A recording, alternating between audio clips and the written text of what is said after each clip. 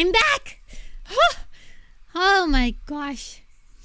Guys, I hit my ankle when I was getting up to go get coffee. You know when you're like sitting on your feet and then you try to get up and then it smacks the chair? Look, cats! Oh my god, cats! Oops, I accidentally pressed...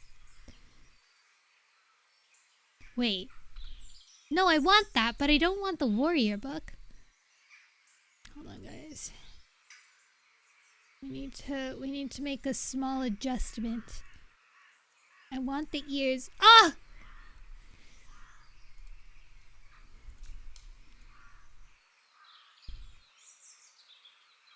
There we go. Yeah.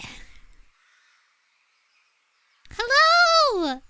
Hi everyone! What kind of coffee do I have? I made an espresso. Do you guys have... Oh, what's it called? Java bean? I am actually. I'm using it through Shoost. So what happens is, you see how I have this cute filter over me? I can't do Shoost. I can't do spout capture into Shoost, I don't think.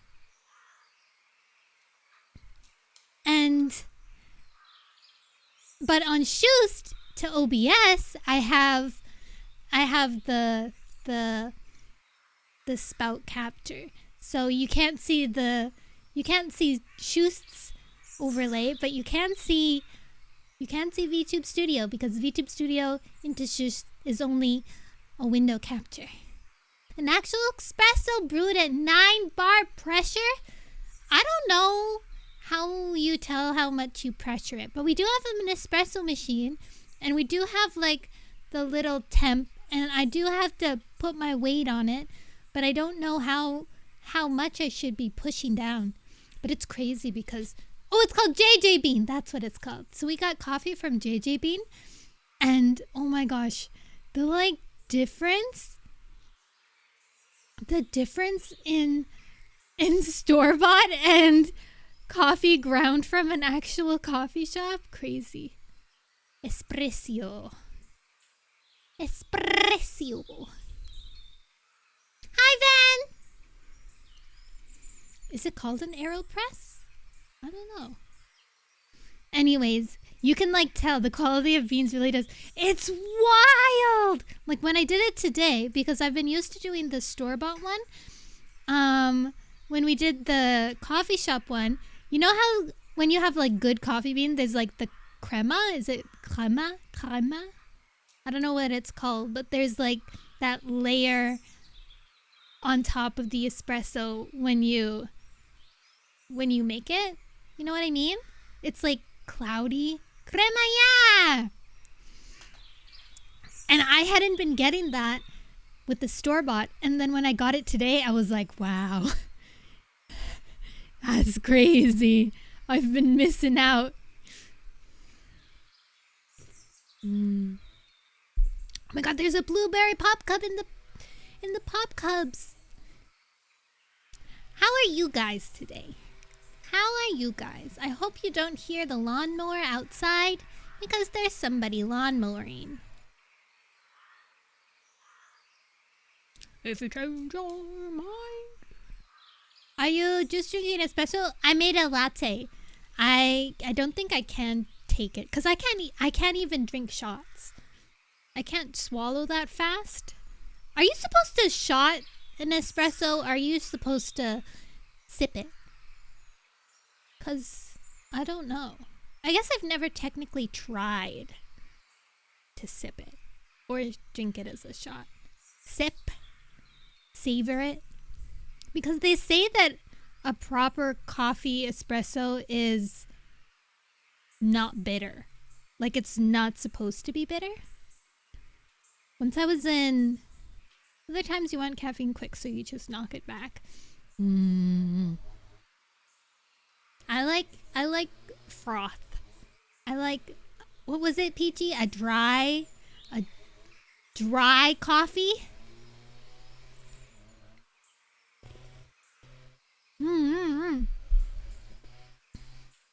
Hence the espresso. I used to think it was express. I have an old-fashioned espresso machine. Yours is also considered espresso. Some people call percolator pot coffee espresso when it isn't, and it irks me. Somebody... Okay, so I was in Kari's... I think I was streaming... Yeah, this is actually espresso. I think Kari was streaming and I was just a guest on her channel. This was like before I even started streaming myself. And there was somebody who... Yeah, were you there too? There was somebody in the chat and I had asked... I just went and I was like, hey guys, what's your favorite Starbucks drink? And then this guy, he knew so much about coffee. It was like all of a sudden I had his hyperfixation and he started rambling, and it was actually extremely interesting. I really liked hearing about it, but I was like, whoa, the questions that you can ask can really take someone somewhere. But he was explaining to me things I didn't even know, like how pot coffee, like coffee that you brew in a pot, you don't need to filter it, because if you do it properly, it's supposed to sink to the bottom, I think, or something like that. And if it floats, then it's not good. That's all what I remember. And that he said that coffee that's done good isn't supposed to be bitter. It's supposed to be sweet, maybe sweet. I'm not sure. I'm not sure. Roasty! Like eel. Eel always seems to taste a little roasty. A little bit like it's been roasted.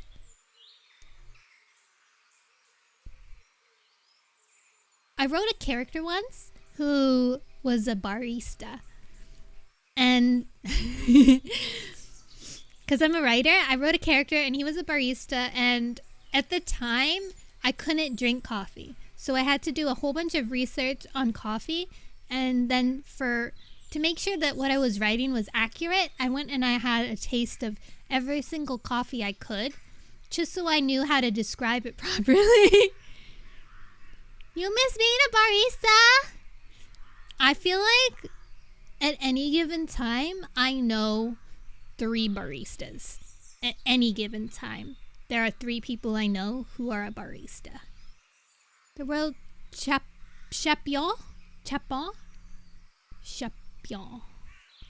Barista in the last competition won by freezing the beans with liquid nitrogen.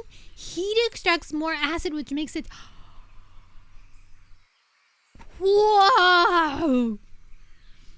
Wait! Oh my gosh, I saw a YouTube short that was explaining if you use a metal ball, like if you have a metal ball that the coffee runs through as it goes into your drink, then it'll taste better too. Because the metal ball is cold. Whoa, second? People are crazy. I would love to be a taste tester at a coffee competition. But then again, I guess you would have to be really... They can't just get anybody off the street. Like for a while, I wanted to be a perfumer in like France and work at like a perfumery. And they have like, because they have a special job in perfumery. It's called like the noses or something like that.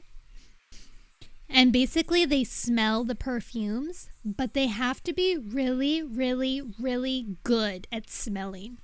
Like they have to be able to tell the tones of the perfume, like the layers of the perfume. So you would have to probably go through training, but also it's something that comes naturally to people, I think, too. And So I feel like when you get the job, they would give you like a test, right? And they'd be like, okay, describe every single layer in this perfume. Because that's why they say when you get perfume, never smell it when it's wet. Because when it's wet, it hasn't completely developed yet, you know, like the smells. And also to never do it you could do it on yourself, but because the chemicals in the perfume react to your skin, if you keep on getting a perfume and then all of a sudden you think that the perfume changed their recipe, it's probably not it. It's probably because you're eating something different, or you're sick, or something up with your body that's making the perfume react a certain way. You know that? Now you do. And when you test it on paper, that's it in its most natural state. So when you spray it on the paper, to the tester paper, that's why people shake it too. You know, when you see people and they spray it on the perfume sheet and then they shake it, they're drying it off so that you can smell the layers, the actual scent. But you gotta know, once you get that perfume, it's not gonna smell like what it smelled like on that piece of paper. Nope. It's not gonna smell like what it smells like when you sniff it in its liquid form. It's gonna smell completely different. Well, maybe not completely, but it'll react to your skin. I prefer to smell pennies. It's only a few cents.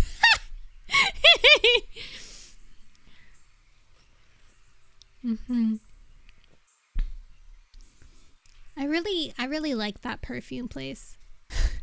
When I went, because we were in France in high school, we went on a France trip and we went to a perfumery, and then we could buy perfume. I still have a bottle of perfume that I bought from there, and it was so expensive. It was like the most expensive perfume I've ever gotten, and it was so small. So I use it so sparingly. But I still have some.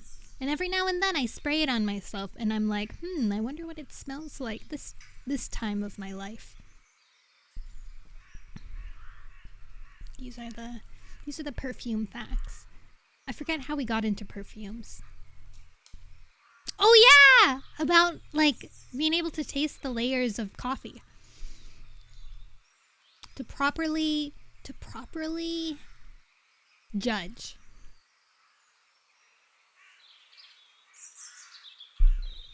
I'm drinking coffee now. All right, guys. Warrior Cat Wednesdays here finally. So we're gonna read. So what happened last time? Last time, not much happened. It was mostly a reminder of what happened in the first book. But Fireheart and Greystripe were given a mission to go find WindClan, who has still been missing since the first book, when ShadowClan scared them out of their territory. So I think, here, let me read the last bit of the, oh yeah, they were following a trail they smelt, and then they thought they lost it. They must have doubled back or crossed the Thunder Path. All right. We're on chapter 5. Let me hide my little mouse. Chapter 5. Fireheart waited until the only sound he could hear was the pounding of his blood in his ears. Then he padded to the edge of the Thunder Path. It stretched ahead of him, wide and foul-smelling, but silent. Fireheart darted out. The ground beneath his paws felt cold and smooth. He didn't stop until he reached the grass on the other side. The air here was tainted by the acrid smell of the Thunder Path and its monsters, so Fireheart headed toward the hedge. Still, there was no trace of WindClan cats. His heart sank. Suddenly, a monster tore past, making Fireheart leap into the air with terror. He scrambled underneath the hedge and crouched, trembling, frantically wondering what to do next. Then he smelt it. The faintest trace carried on the wind the monster had stirred up. WindClan had been here! Fireheart called as loudly as he could to Greystripe. There was a pause, then the sound of paws pounding across the thunderpath to join him. Have you found it? Puffed his friends. Not sure. I just got a whiff, but I can't pinpoint it. Fireheart pushed his way through the hedge, Greystripe right behind him. He lifted his nose toward the open field ahead of them. Have you any idea what's over there? No, Greystripe replied. I shouldn't think any clan cats had ever been this far. Except WindClan, muttered Fireheart darkly. Away from the confusing fumes of the thunderpath, the trail was suddenly clear. WindClan had definitely come this way. The two cats struck out through the long grass, straight across the field. Fireheart! Greystripe sounded alarmed. What is it? Look! Fireheart stopped and lifted his head. He saw a thunderpath ahead of them, arching into the air on a mass of stone legs, illuminated by the eyes of the monsters that moved along it. Another thunderpath ran below, veering off into the darkness.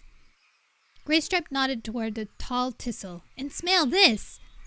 Fireheart inhaled the scent. It was fresh WindClan marker. They must have settled somewhere near here, Greystripe murmured in disbelief. A pang of excitement twisted Fireheart's stomach. Both cats looked silently at each other for a moment. Then, without a word, they moved on towards the stinking thunderpaths. Greystripe spoke at last. Why would WindClan come to a place like this? I guess not even Broken Star would want to follow them here, Fireheart answered grimly. He stopped. A thought was nagging him. Greystripe paused behind him. What is it? If WindClan is hiding so near the thunderpaths, Fireheart meowed slowly, they must be fairly desperate not to be found. They're more likely to trust us if we arrive in daylight than if we creep up on them in the darkness. Does that mean we can rest? Asked Greystripe, sitting down heavily. Just until it's light, meowed Fireheart. We'll find somewhere to hide and see if we can get some sleep. Are you hungry? Greystripe shook his head. Me neither, Fireheart agreed. I don't know if it's those herbs or because of the stench of the thunderpath that's making me feel sick. Where shall we sleep? Greystripe looked around. Fireheart had already noticed a dark shadow in the ground up ahead. What's that? A burrow? Greystripe sounded puzzled. It's too big for a rabbit. Surely there can't be a badger sit here. Let's take a look, Fireheart suggested. The hole was larger than a badger set, smooth and lined with stone. Fireheart sniffed it, then put his paws on its rim and peered cautiously inside. A stone tunnel sloped away, down into the ground. I can feel the air flowing through it, he meowed, his voice echoing away into the shadows. It must come up somewhere over there. He ducked back and pointed his nose towards the tangle of thunderpaths. Is it empty? Greystripe asked. Smells like it. Come on, then. Greystripe led the way into the tunnel. After a few fox lengths, the slope leveled out. Fireheart halted and sniffed the damp air. He could smell nothing but the fumes of the thunderpath. A roaring noise rumbled overhead. Fireheart's paws trembled as the stone floor vibrated. Was the thunderpath above them? He fluffed out his coat against the relentless draft and felt Greystripe's fur brush against him. His friend was circling, preparing to settle down to sleep. Fireheart crouched down and huddled beside his friend. He closed his stinging eyes and thought of the gentle forest breezes and the rustling of leaves. Exhaustion fought briefly with the pang of longing to be home in his den, before he gave in to the blackness that swam into his mind. When Fireheart opened his eyes again, gray light was glowing at the end of the tunnel. Dawn must be near. Fireheart's bones ached from the cold ground. He nudged Greystripe, who grunted. Morning already? Almost, Fireheart answered, getting to his paws. Greystripe stretched and stood up too. I think we should head that way, Fireheart meowed, craning his neck away from the light. I think this tunnel leads right under a thunderpath. It might also take us nearer to the... His voice trailed off. He had no words to describe the tangle of thunderpaths they had seen last night. Beside him, Greystripe nodded, and together they began to pad wordlessly into the darkness. Before long, Fireheart spotted a light ahead of them. They quickened their pace until they were racing up a short, steep slope that led them into the world filled with gray dawn light. They had come up near the edge of a path of barren, dirty grass. Thunderpaths enclosed it on two sides, and another arched overhead. A fire burned in the middle of the grass. Two legs lay around it. One of them stretched and rolled over, and another grunted angrily in his sleep. But the noise and the stench from the thunderpaths didn't seem to wake them. Fireheart watched them warily, then froze as something else caught his eye, dark outlines that flitted back and forth in front of the flames. Cats! Could it be WindClan? Fireheart looked at the fire and the cats, and his mind flooded with the memory of his dream, the noise of the thunderpath, the sight of flames, and the cats, and Spotted Leaf's voice murmuring, "Fire will save the clan."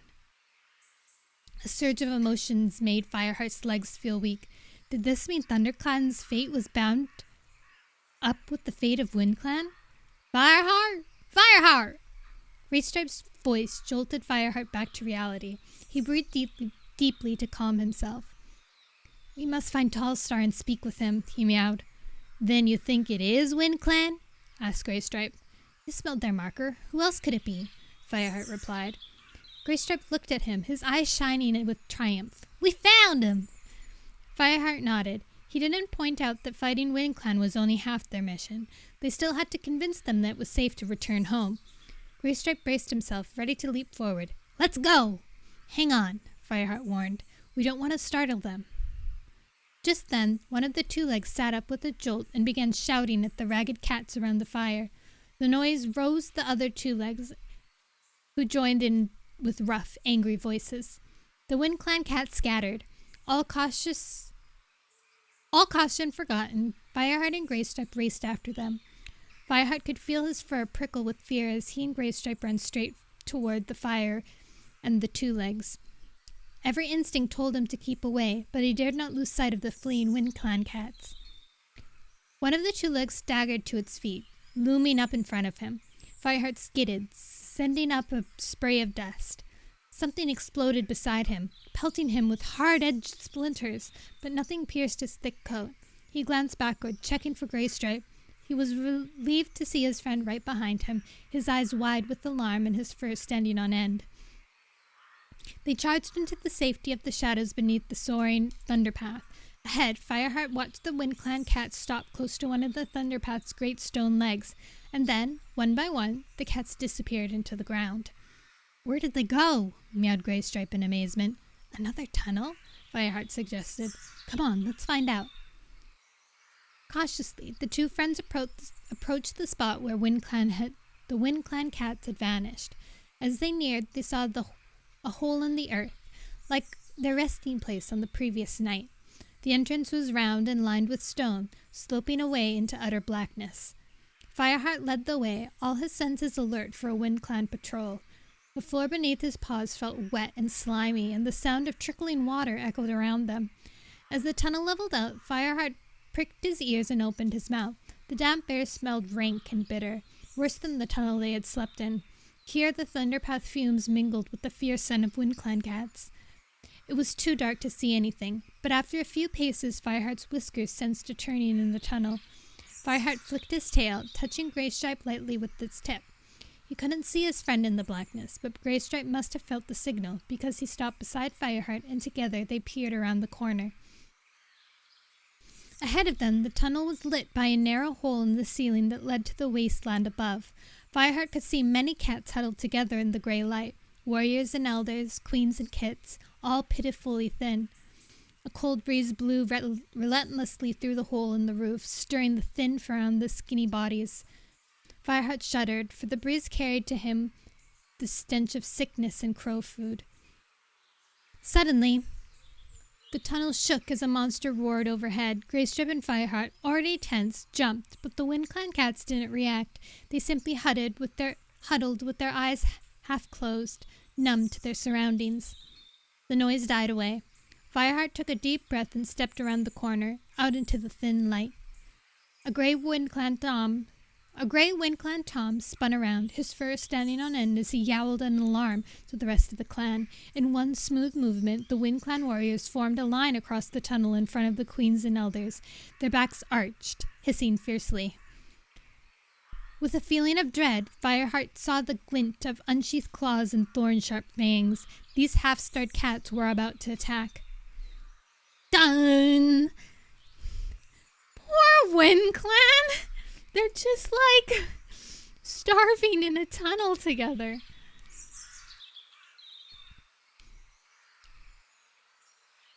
Oh, poor cats. Let's have a little sip.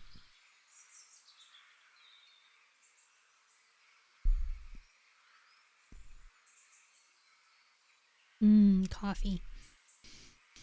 Chapter 6. Fireheart pressed his body warningly against Greystripe, who had padded out to join him. They had to show no threat if they were to survive. The Wind Clan warriors stood their ground without moving a muscle.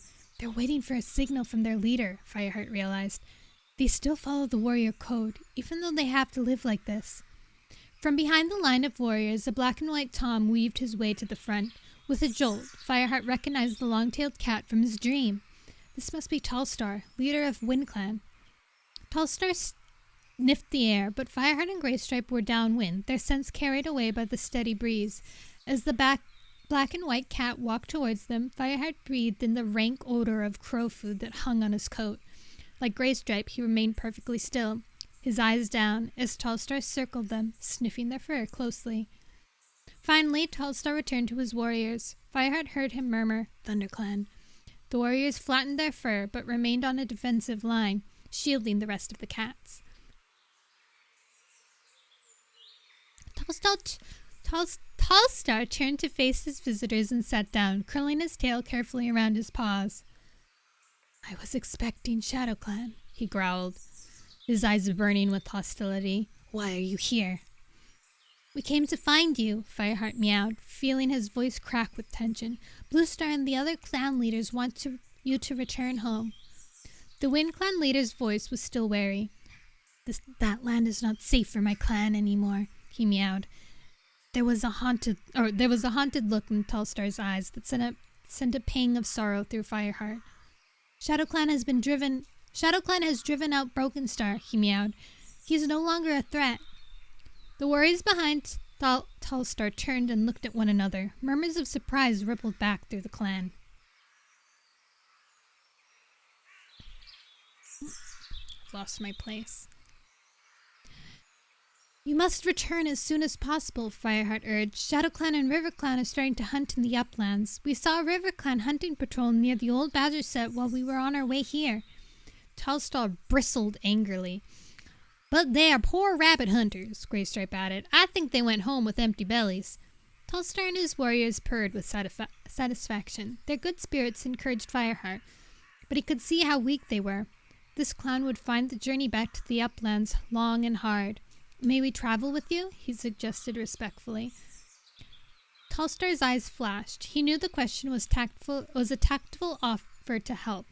He looked steadily at Fireheart. Yes, he replied at last. "Thank you." Fireheart realized he hadn't introduced himself. "This is Greystripe," he meowed, dipping his head, "and I'm Fireheart. We are warriors of ThunderClan." "Fireheart," repeated Tallstar thoughtfully. Sunlight was flooding through the gap in the roof now, making Fireheart's orange pelt glow in the dim tunnel. "The name suits you." Another monster roared overhead. Fireheart and Greystripe flinched. Tallstar watched them with amusement and flicked his tail. It must have been a signal, for the line of warriors behind them split up. "We shall leave at once," he announced, standing up. "Are we all fit for the journey?" Tallstar asked as the warriors began to move among the queens and elders. "All except Morning Flower's Kit," replied a mottled brown warrior. "He is still too young." "Then we must take turns carrying him," answered Tallstar. The Wind Clan cats shuffled forward, their eyes dull with pain and exhaustion. A tortoiseshell queen was holding a tiny kit gently by the scruff of its neck. The little creature's eyes were hardly open. "Ready?" called Tallstar. A black Tom with a misshapen paw looked around the clan and answered for them. "Ready," he meowed. Fireheart and Greystripe turned and made their way back to the tunnel entrance and waited while the Wind Clan cats emerged, blinking into the daylight. Some of the elders blinked so long their faces screwed up against the weak sun that Fireheart guessed they had not been outside the tunnel for some time. Tallstar padded out of the tunnel last of all and walked to the head of his clan. "Shall we take you back the way we came?" Fireheart asked him. "I believe it's a shortcut." "Is it safe?" asked Tallstar. Fireheart saw the haunted look once more in the leader's eyes. "We met no trouble coming here," Greystripe meowed. Tallstar flicked his tail decisively, as though he was brushing away any doubt. "Good," he declared. "You come with me, Greystripe. Show me the way. Fireheart, travel beside the clan. Tell my deputy if you see trouble." "Which one is he?" asked Fireheart. Tallstar nodded towards the Black Tom. "Deadfoot," he meowed. "The warrior—" Okay, pause. Deadfoot? That means that someone named their kit Dead Kit. Someone named their kit Dead Kit. That is so rude. Tallstar nodded towards the Black Tom. "Deadfoot," he meowed. "W name?" The warrior turned at the sound of his name and prickled his ears. Fireheart dipped his head in greeting. He left Greystripe with Tallstar and joined the other cats. As the clan made their way under the Thunderpath arch, Fireheart could smell the fire, but when they padded out the patch of wasteland, the two legs were nowhere to be seen. Greystripe headed straight for the tunnel where he and Fireheart had spent the night. Tallstar entered first, while Fireheart waited at the back until all the clan had disappeared inside. Only Deadfoot remained. "Are you sure this leads to daylight?" The Black Tom meowed warily. "It just leads under the Thunderpath. Have you never used this tunnel?" Fireheart asked, surprised. "When our warriors cross the Thunderpath, they prefer to see where they're headed," growled Deadfoot. Fireheart nodded, and the deputy added, "You go first." Fireheart padded down into the dark hole. He emerged to find the WindClan cats staring across the field that led to the final Thunderpath. Fireheart saw Tallstar consult briefly with Greystripe before they set off into the long, frost-crisp grass. Fireheart walked with the rest of the clan, flanking one side while Deadfoot limped steadily on the other. Before they were halfway across the field, it was clear that many of the cats were having trouble keeping up the pace. "Tallstar!" yowled Great Deadfoot. "We have to travel more slowly." Fireheart looked over his shoulder and saw some of the cats falling further and further behind. Morningflower was among them, the kit swinging from her mouth. Fireheart bounded over to her. She was panting heavily. It couldn't have been long since her kitting. "Let me carry him," Fireheart offered, "just until you've caught your breath." Morningflower glanced warily at Fireheart, but her eyes softened when they met his. She put her kit down, and Fireheart took it gently and walked next to her so that she didn't lose sight of her precious bundle. Tallstar slowed the pace, but only a little. In spite of his obvious exhaustion and the fact that every lip showed under his fur, he burned with a fierce energy that lent swiftness to his paws. Fireheart could understand part of the reason for his urgency. The sun was steadily climbing above the horizon. Some of the WindClan cats were sick, some old, and all of them were weak from hunger. If they were going to cross the Thunderpath without losing any cats, they would have to do it quickly, before the monsters came in their swarms. By the time Fireheart and Morningflower arrived at the hedge, WindClan was gathered around its leader. "We crossed the Thunderpath here," Tallstar announced above the noise of a monster racing past. The WindClan leader squeezed under the hedge. Deadfoot, Greystripe, and a younger warrior followed him. Morningflower leaned towards Fireheart and took hold of her kit. She had stopped panting now, and as she took the kit from Fireheart, she brushed her cheek gratefully against his. He dipped his head to the tortoiseshell queen and followed Greystripe under the hedge. Tallstar and Deadfoot sat wordlessly on the wide grey path. Greystripe stood beside them. He flicked his tail towards the younger warrior. "This one's One Whisker," he told Firestar. A monster sped past, almost drowning out Greystripe's words and whipping up stinging dust. Through steaming eyes, Fireheart mewed a greeting to One Whisker and turned his attention to the Thunderpath. "We should try to get the clan over in small groups," he meowed. "Greystripe and I will stay with any that need help." He looked at the clan leader. "If you agree, Tallstar," he added. Tallstar nodded. "The strongest group will go first," he meowed. The other Wind Clan cats began to appear through the hedge. Before long, the whole clan was clustered beside them, pressed against the sharp twigs as far back from the thunder path as possible. Fireheart and Greystripe moved to the edge, watching for a break in the line of monsters. The thunder path was much busier than it had been when they crossed this last night. One Whisker led the first group forward. "Do you want us to cross with you?" "Hi, Momo," Fireheart offered. He could smell the young Tom's fear. The molted brown tabby shook his head. The cats beside him peered along the thunder path, first one way, then the other. All was quiet, and the group dashed safely over to the other side. 2 warriors came next, accompanied by a pair of skinny elders. "Now!" Fireheart ordered as a monster flashed safely past. The 4 Wind Clan cats stepped out into the empty thunder path. The elders winced as they padded across on paws raw from the damp tunnel. Fireheart wheeled them on breathlessly as they neared the other side. A monster was zooming towards them. "Look out!" Greystripe yowled, and even the 2 elders bounded forward, fur bristling, and hurled themselves onto the other side, a heartbeat before the monster raced past. 2 larger groups crossed, leaving just one more. Only once they were safely over would Tallstar and Deadfoot cross. Morningflower and her kit stepped up to Fireheart's side. Behind her trembled 3 very elderly cats. "We'll cross with you," Fireheart meowed. He looked at Greystripe, who nodded. "Tell us when it's safe to go, Greystripe."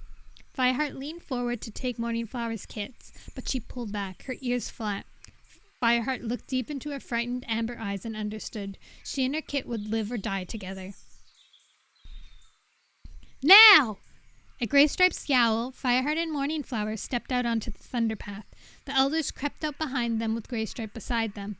Time seemed to stand still as the elders hobbled forward on stiff, battle-scarred legs. "If a monster comes now, we're all fresh kill," Fireheart thought. The other side was still several rabbit leaps away. "Come on," urged Greystripe. The elders tried to hurry, but one stumbled, and Greystripe had to nose him back onto his paws. Fireheart heard the distant roar of a monster. "Go on ahead," he hissed to Morningflower. "We'll bring the elders." Morningflower stumbled forward. Her kit squealed as it bumped against the hard ground. Fireheart and Greystripe pressed themselves against the elders' scrawny bodies, nudging them forward. The noise of the approaching monster grew louder and louder. Fireheart grabbed the nearest elder by the scruff of the neck and dragged him forward, before turning to haul the second closer to the verge. The monster raced closer. Fireheart closed his eyes and braced himself. There was a screech and an acrid smell that stung his throat. Then a fading roar as the monster sped away. Fireheart opened his eyes and looked around. Greystripe was crouching in the middle of the thunder path, unscathed, but staring with eyes as wide as full moons. One elder cowered between them. The other 2 trembled near the verge. The monster was still hurling away from them, swerving across the thunder path. Thanks, Starclan! It had missed them all. Fireheart took a shuddering breath. "Come on," he meowed to the last elder. "Almost there." Tallstar bounded across with Deadfoot and gathered his trembling clan around him on the verge. One Whisker touched Fireheart's nose with his own. "You would have died for us," he murmured. "Wind Clan will never forget that." Tallstar's voice sounded behind them. "One Whisker is right. We shall honor you both in our stories. We must keep going," he continued. "We have a long journey ahead of us." As the cats prepared to move off, Fireheart padded over to Morningflower. She was busy licking her kit. "Is he all right?" Fireheart asked. "Oh, yes," answered Morningflower. "What about you?" asked Fireheart. Morningflower didn't answer. Fireheart turned to a gray queen, who answered his unspoken question. "Don't worry," she meowed. "I'll take the kit next." The clan followed the hedgerow along the thunder path before turning away to join the track through the woods. The scents here seemed to soothe the Wind Clan cats, but the journey had taken its toll. They were traveling slower than ever, and when they reached the fence at the far side, it took all Fireheart's strength to help the weakest cats over. The sun had passed its highest point by the time Fireheart spotted the 2-leg place in the distance. He sniffed the air hopefully. He sniffed the hair hopefully, but there was still no scent of Ravenpaw. Fireheart felt a stab of grief, and he tried to ignore the nagging thought that he should never have sent his friend here alone. Clouds billowed up over the high stones, growing blacker as they covered the sinking sun. A cold wind ruffled the cat's fur, bringing the first drops of rain. Fireheart looked at the wind-clad cats. There was no way they could travel through a long, wet night. He was tired, too. And, for the first time since he'd eaten Yellowfang's herbs, he was feeling the effects of hunger. A glance at Greystripe told him that his friend felt the same way. The big gray warrior's tail drooped, and his ears were flattened against the splattering rain. "Tallstar," Fireheart called, "perhaps we should stop soon for shelter for the night." The Wind Clan leader stopped and waited while Fireheart caught up with him. "I agree," he meowed. "There's a ditch here. We can shelter until sunrise." Greystripe and Fireheart exchanged glances. "We might be better sheltering in the hedgerow," Fireheart suggested. "There are rats in these ditches." Tallstar nodded. "Very well." He turned to his clan and announced that they would be spending the night here. The queens and elders flopped down at once, despite the rain, while the warriors and apprentices gathered to discuss hunting patrol. Fireheart and Greystripe joined them.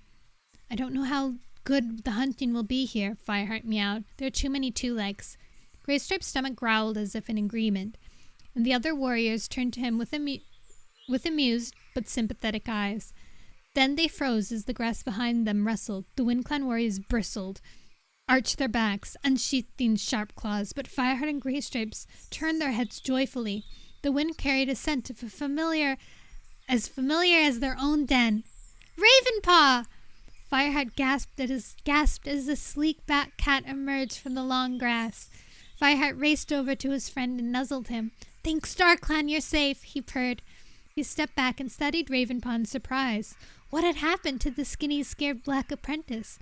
This cat was plump and sleek, and his fur, usually so dull before, now shed the rain like a holly leaf. "Firepaw!" Ravenpaw meowed in delight. "Fireheart!" Greystripe corrected him. He stepped forward and touched noses with the black cat. "We're warriors now. I'm Greystripe." "Do you know this cat?" snarled Deadfoot. The hostility in his voice made Fireheart flinch. He looked at the bristling Wind Clan cats and silently cursed himself for calling Ravenpaw's name out loud. He just hoped Tallstar's warriors had been too distracted to hear it. If Wind Clan mentioned it at the gathering, it would spread through the clans like forest fire. Ravenpaw was supposed to be dead. "Is he a loner?" asked One Whisker. "He can help us find food," Fireheart meowed quickly, glancing at Ravenpaw. The black cat nodded. I know all the best hunting places around here," he meowed. His fur didn't even bristle beneath so many hostile gazes. "How much he has changed," Fireheart thought. Why would a loner help us?" demanded Deadfoot. "Loners have helped us before," Greystripe told him. "Another loner once saved us from a rat attack near here." Ravenpaw stepped forward and bent his head respectfully as he addressed the Wind Clan warriors. "Let me help you. I owe my life to Fireheart and Greystripe, and if they're traveling with you, then you must be friends." He lifted his eyes and let his gaze rest on the Wind Clan cats. They returned his stare, more wearied now than hostile. The rain was falling harder, and, with their furs bedraggled, they looked skinnier than ever. "I'll go find Barley," Ravenpaw meowed. "He will help too." He turned and disappeared through the long grass. Tallstar's eyes burned with curiosity, but all he asked Fireheart was, "Can we trust him?" Fireheart met Tallstar's gaze completely. Tallstar nodded to his warriors. They let the fur lie flat on their shoulders and settled down to wait. Fireheart was almost wet through to his skin when Ravenpaw appeared again. This time Barley was with him. Fireheart greeted the black and white loner with a friendly meow. It was good to see him again. Barley took one look at the dripping cats and meowed. We need to find you some proper shelter. Follow me." Fireheart hopped forward at once, glad to move his stiffened legs. Greystripe was right behind him, but the Wind Clan cats hung back, fear and suspicion showing in their eyes. Tallstar blinked at his clan. "We have to trust them," he growled, before turning to follow the loner. One by one, the Wind Clan cats fell in step behind their leader. Barley and Ravenpaw led them through the hedge into another field. In an overgrown corner amongst the brambles and nettles stood an abandoned two-leg nest. The walls were full of holes where stones had fallen out, and only half the roof was left. The Wind Clan cat stared fearfully at it. "You won't get me in there," muttered one of the elders. Two Legs never come here now, Barley reassured them. It'll give us some shelter from the rain, urged Fireheart. One of the apprentices whispered loudly, I'm not surprised he wants to hide in a two-legs nest. Once a kitty pet, always a kitty pet.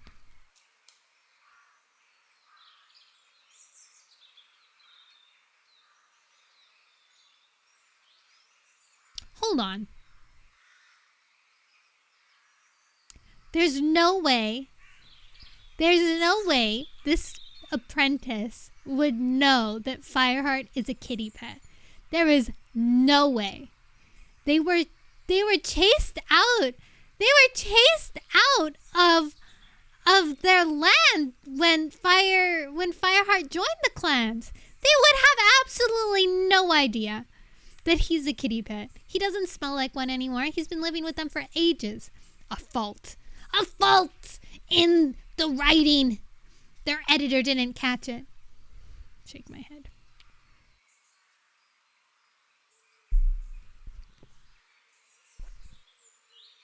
Shame on the editor. Great.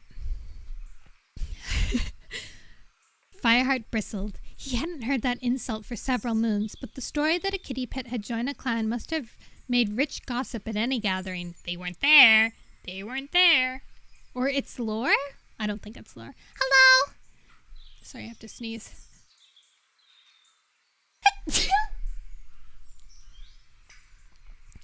Of course WindClan would know. No, they wouldn't. He whipped around and glared at the apprentice. Thank you. You've spent 2 moons living in a 2-leg tunnel. Does that make you a rat? Oh my god! Wait, I need to read that again. He whipped around and glared at the apprentice. You've spent 2 moons living in a 2-leg tunnel. Does that make you a rat? Dang. Sheesh! Fireheart! Holy! The WindClan apprentice drew himself up, ruffling out his fur. The afterbird. The greystripes stepped between them. Come on, we're just getting wetter the longer we stand out here. Tallstar meowed. We faced worse than a 2-leg shelter these past moons. One night here will do us no harm. The WindClan cats murmured nervously among themselves, clearly reluctant, but with a glance at Fireheart, Morningflower picked up her kid and padded into the 2-leg shelter. The Great Queen followed after her, nudging her own kit forward and out of the rain. The other cats gradually followed until every cat was inside. Fireheart looked around the gloomy shelter. The ground was bare except for patches where weeds had burrowed their way under the stone walls. The wind and rain found their way through the gaps in the walls and the roof, but it was drier and more sheltered than anywhere outside. He watched the WindClan cats sniffing cautiously around as they began to settle themselves away from the dripping holes and drafty cracks. He glanced at Greystripe, relieved. Only Tallstar and Deadfoot remained on their paws. What about food? Asked Deadfoot. Barley spoke. You should all be resting, he meowed. Raven! Fireheart interrupted before Barley could finish saying Ravenpaw's name out loud. Why don't you two show me and Greystripe the best places to hunt around here? Deadfoot and One Whisker will go with you, meowed Tallstar. Fireheart couldn't decide if the WindClan leader still didn't trust these 2 strangers, or if he was determined to show that his clan could look after itself. The 6 cats ventured back out into the rain. Hunting would be hard, but Fireheart was starving. Hunger always made him a better hunter. Tonight, the wolves and mice wouldn't stand a chance. Just show me where they are, he meowed to Barley and Ravenpaw. The 2 cats led him to a small patch of woodland. Fireheart breathed in a lungful of the familiar scent, then he dropped into a hunting crouch and began to stalk into the ferns. When the hunting party returned, each cat carried a mouthful of fresh kill. The WindClan cats shared a feast with their new allies that night. Every cat from eldest to youngest ate their fill, then curled up together to share tongues and mutual grooming, while outside the wind and rain lashed at the walls of the shelter.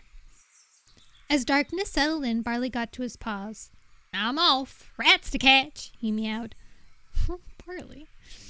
Fireheart stood and touched the loner's nose with his own. Thank you again, he purred. This is the second time you've helped us.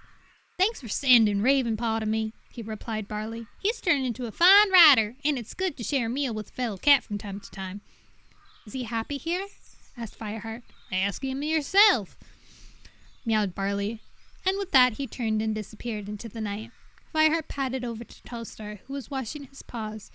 Fireheart couldn't help noticing how swollen and painful they looked.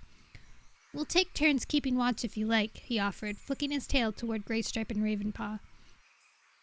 Tallstar looked at him gratefully, exhaustion clouding his eyes. Thank you, he meowed. Fireheart blinked respectfully at the WindClan leader and went to tell Ravenpaw and Greystripe. His offer to Tallstar had been genuine, but it also meant that he could be alone with his two friends. He was desperate to get Ravenpaw out of earshot of the WindClan cats and ask him what he had been up to. Greystripe and Ravenpaw bounded over to his side as soon as he called them. Fireheart led them to a corner of the two-leg nest, close enough to the entrance for them to keep watch, but far enough away from the other cats they couldn't talk in private. So what happened after we left you? He asked Ravenpaw as soon as the three friends had settled down. I headed straight across WindClan territory, like you suggested. What about the two-legged dogs? Greystripe put in. Were they loose? Yes, but it was easy enough to avoid them, Ravenpaw told him. Fireheart was surprised by how casually his friends dismissed the dog. Easy? He echoed. I could smell them from a long way off. I just waited until dawn, and once the dogs were tied up again, I tracked down Barley. He's been great. I think he likes having me around. Ravenpaw's expression suddenly clouded. Which is more than Tigerclaw ever did, he meowed bitterly. What did you tell them? Fireheart recognized the haunted look in Ravenpaw's eyes as he spoke about his old mentor. We said you'd been killed by a Shadow Clan patrol, he answered quietly. Two WindClan apprentices were wandering towards them. Fireheart twitched his ears to warn his friends that they had an audience. Oh yes, meowed Ravenpaw, raising his voice. We loners eat clan apprentices whenever we can catch one. The WindClan apprentices shot him a scornful look. You don't scare us, they mewed. Really? purred Ravenpaw. Well, I guess your meat would be tough and stringy anyways. How come you're such good friends with a loner? One apprentice asked Fireheart. A wise warrior makes friends wherever he can, Fireheart replied. If it weren't for this loner, we'd still be cold and hungry instead of dry and well-fed. He narrowed his eyes in warning at the apprentices slunk away. So ThunderClan thinks I'm dead, meowed Ravenpaw. When they had gone, he gazed down at his paws. Well, it's probably for the best. He lifted his eyes and looked at Fireheart and Greystripe. I'm glad I've seen you again, he meowed warmly. Fireheart purred, and Greystripe prodded his friend affectionately with his hind paw. But you look tired, Ravenpaw continued. You should get some sleep. I'll keep watch tonight. I can rest tomorrow. He stood up and gently licked each of his old friends on the head, then padded to the entrance of the shelter, sat down, and stared out into the rain. Fireheart looked at Greystripe. Are you tired? Exhausted, admitted Greystripe. The Grey Warrior rested his head on his paws and closed his eyes. Fireheart took one final look at... Oh! Thank you for the raid! Here, wait. I'm almost in this paragraph. Fireheart took one final look at Ravenpaw sitting alone at the entrance, but he knew he had to make the right decision in helping Ravenpaw to leave ThunderClan. Perhaps Bluestar had been right when she'd said Ravenpaw would be better off without the clan. Each clan has his own destiny, he thought. Ravenpaw was happy, and that's all that mattered. Thank you for the raid, Momo! Thank you! How was your stream? Hold on. Let me see what you were playing. Oh, Minecraft! More Minecraft, I say. Very nice, very nice. You're cute as per usual. Thank you. You're cute. How am I? I'm good. Today we have a very different kind of stream. I'm reading Warrior Cats. We're on the second book and on chapter 7? I'm not sure. Milestone achieved. Wow, Momorin. Momonori. Warrior Cat Wednesday! Yeah, we read Warrior Cats on Wednesdays. If you don't know what Warrior Cats is, it's this childhood book that is about cats. And if you read them when you were a kid, then you probably turned turned into a warrior cat fanatic at some point. Thank you for the follow, OJ! Got a raid and dip because I'm pooped. So have a good stream. Thank you so much. I hope you had a good... Well, I know you had a good stream. I hope you have a good rest. Thank you for your hard work. Hydrate! Okay. And have a good rest. Bye, Momo.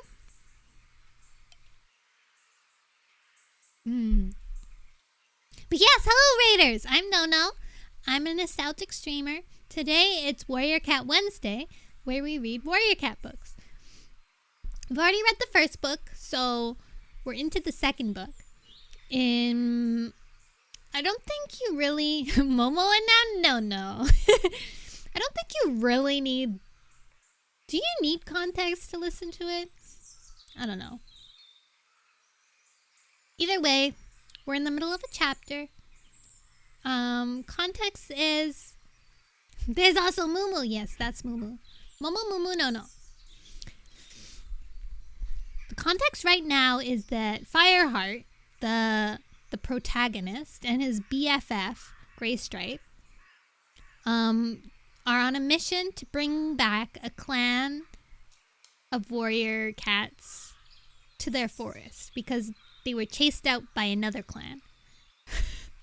That might sound like gibberish. But you know, isn't Amumu a League? Isn't Amumu a League character? The little mummy guy? Maybe I'm mistaken. I feel like his name had moon. It is the sad mummy guy. Nice. I'm so good at that. Okay, guys, but feel free to head out as well. If you've been watching for a while, go have a break, have some water, get a stretch. Hope you guys had a very good... ThunderClan got chased... No, WindClan got chased out, not ThunderClan. Did I say ThunderClan? I don't think so. And if you stick around, that would be lovely. I'm going to continue reading now. And I hope you guys have a great day! Okay. When Fireheart woke, Ravenpaw was gone. It was past dawn. The great clouds had begun to drift away. Tinged by the rosy glow of the rising sun, they looked like blossoms floating across a pond. Fireheart stared through the gap in the roof and watched them as the WindClan cats stirred and helped themselves to the leftovers from last night's catch. A short-tailed brown Tom joined Fireheart and gazed up at the clouds with him. Fireheart jumped as a curious yowl suddenly escaped the brown Tom's throat. The noise brought the other WindClan cats crowding around them, murmuring and anxious. "What is it, Barkface?" prompted Morningflower. "Has StarClan spoken to you?" Fireheart realized that this Tom must be WindClan's medicine cat. He tensed instinctively at the sight of Barkface's bristling fur. "The clouds are stained with blood!" rasped Barkface, his eyes wide and glazed. "It is a sign from our ancestors. There is trouble ahead. This day shall bring an unnecessary death." Barkface, poor guy. Why does that was the end of the chapter. Oh my god, I was just a few paragraphs away from the end of the chapter. Some of the WindClan cats' names are so funny. Why is there one named Deadfoot? Why is his name Barkface? Some of them just sound insulting. But maybe for WindClan they're honorable in some way. Who knows? Who knows? The WindClan is in a city. So the WindClan clan is in a city. They were hiding underneath a bridge, like an overpass, I think, in like the pipes that connect like rivers and stuff. But they live on a field, a big old open field. Chapter 7. For a moment, one of the cats moved or spoke. Then Deadfoot growled. any of the cans could see those clouds, we can't be sure that the message is for us. Hopeful mews spread through WindClan. Tallstar surveyed his clan, then meowed calmly. Whatever StarClan has planned for us, today we return to our home. I can smell more rain in the air. It's time we set off. I wonder who's gonna die. Fireheart felt relieved at the leader's practical tone. The last thing they needed was hysteria at an ominous prophecy. Tallstar led the way out into the chilly morning air. Fireheart and Greystripe followed. The WindClan leader was right. The wind carried the promise of more rain, and soon. Shall we scout ahead? Fireheart offered. Yes, please, replied Tallstar. Let me know if you see the dogs, two legs, or rats. My clan is stronger this morning, but we had trouble with the dogs on our way out. We must stay alert. Fireheart could see from the worried look in the leader's eyes that bark-faced warning had disturbed him more than his confident words suggested. His clan might be stronger, but it was in no state to fight off attackers. Fireheart raced away with Greystripe at his heels. They took turns going back to the clan, telling Tallstar that the way ahead was clear, or warning him to stay back while a two-leg passed by with a dog. The WindClan cats wordlessly obeyed their leader, plodding on heavy paws in spite of their night's rest. By sun-high, dark clouds had gathered once more, and the first drops of rain were beginning to fall. The ground began to slope upwards, and when Fireheart pushed his way through the hedge, he recognized the red dirt truck that led away from two-leg territory and into WindClan's hunting grounds. His spirit soared, and he met Greystripe's gaze with a look of triumph. Nearly there! The muffled tramp of paw steps sounded behind the hedge. Fireheart spun around and darted back into the field. The WindClan cats had caught up with them. Deadfoot was at the head of the group. He looked startled by Fireheart's sudden appearance. This way, Fireheart meowed, showing him a gap between the dripping leaves. He was eager to see WindClan's reaction when they glimpsed the uplands on the other side. With Deadfoot leading, the cats began to file slowly through. Fireheart followed close behind the last cat, but Deadfoot and two warriors had already leaped the ditch and crossed the track, and were pushing into the hedgerow on the other side. Their pace had quickened. They clearly knew where they were. Fireheart had to sprint to catch up. He followed them through the hedge and kept up with them as they bounded towards the long slope that led to the uplands, to their home. At the foot of the slope, Deadfoot and his warriors paused to wait for the rest of the clan. They closed their eyes against the rain, but held their heads high. Fireheart could see their chests rising and falling as they breathed in the familiar scents sweeping from the uplands. Fireheart ran back to the rest of the clan, looking for Morning Flower. He spotted her walking beside a tabby warrior who held her kit between his mouth. Every few steps, the tortoiseshell stretched her head to sniff the wet little bundle. It would not be long now before she could settle her kit into WindClan nursery. Fireheart fell into step beside Greystripe at the rear. They glanced happily at each other, but didn't speak, too caught up in WindClan's excitement at coming home. Even the elders were moving swiftly now, keeping their bodies low and their eyes narrowed against the rain, as the clan joined Deadfoot at the foot of the slope. The deputy got to his paws, and Tallstar took the lead. Without pausing, Tallstar began to follow a narrow sheep trail through the rough grass and heather. As the clan neared the top, some of the warriors raced ahead again. At the brow of the hill, they made proud silhouettes against the stormy sky, while the wind sent ripples through their fur. Ahead stretched their old hunting grounds. Suddenly, two apprentices charged past Fireheart and bounded away into the familiar heather. Tallstar stiffened. "Wait!" he yowled. "There might be hunting parties from other clans here." As soon as they heard him, the apprentices skidded to a halt and pelted back to join the clan, their eyes still bright with exhilaration. From a rock-strewn ridge, Fireheart saw the dip in the ground that concealed WindClan camp. He turned to Fireheart and Greystripe. Oh wait, where am I?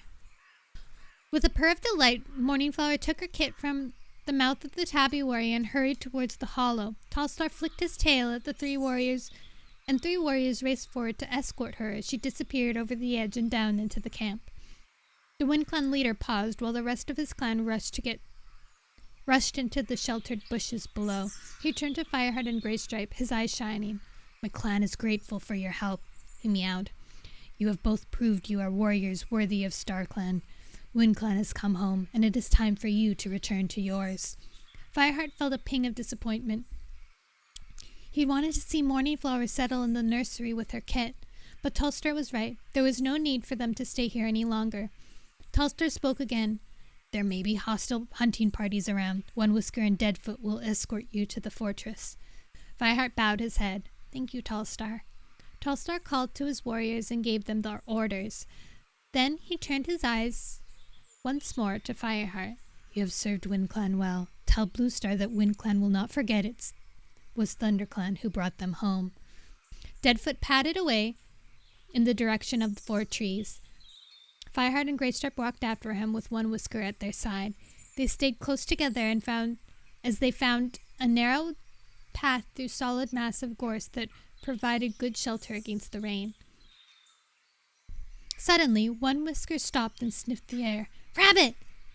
He called out joyfully before charging away into the gorse. Deadfoot stopped and waited.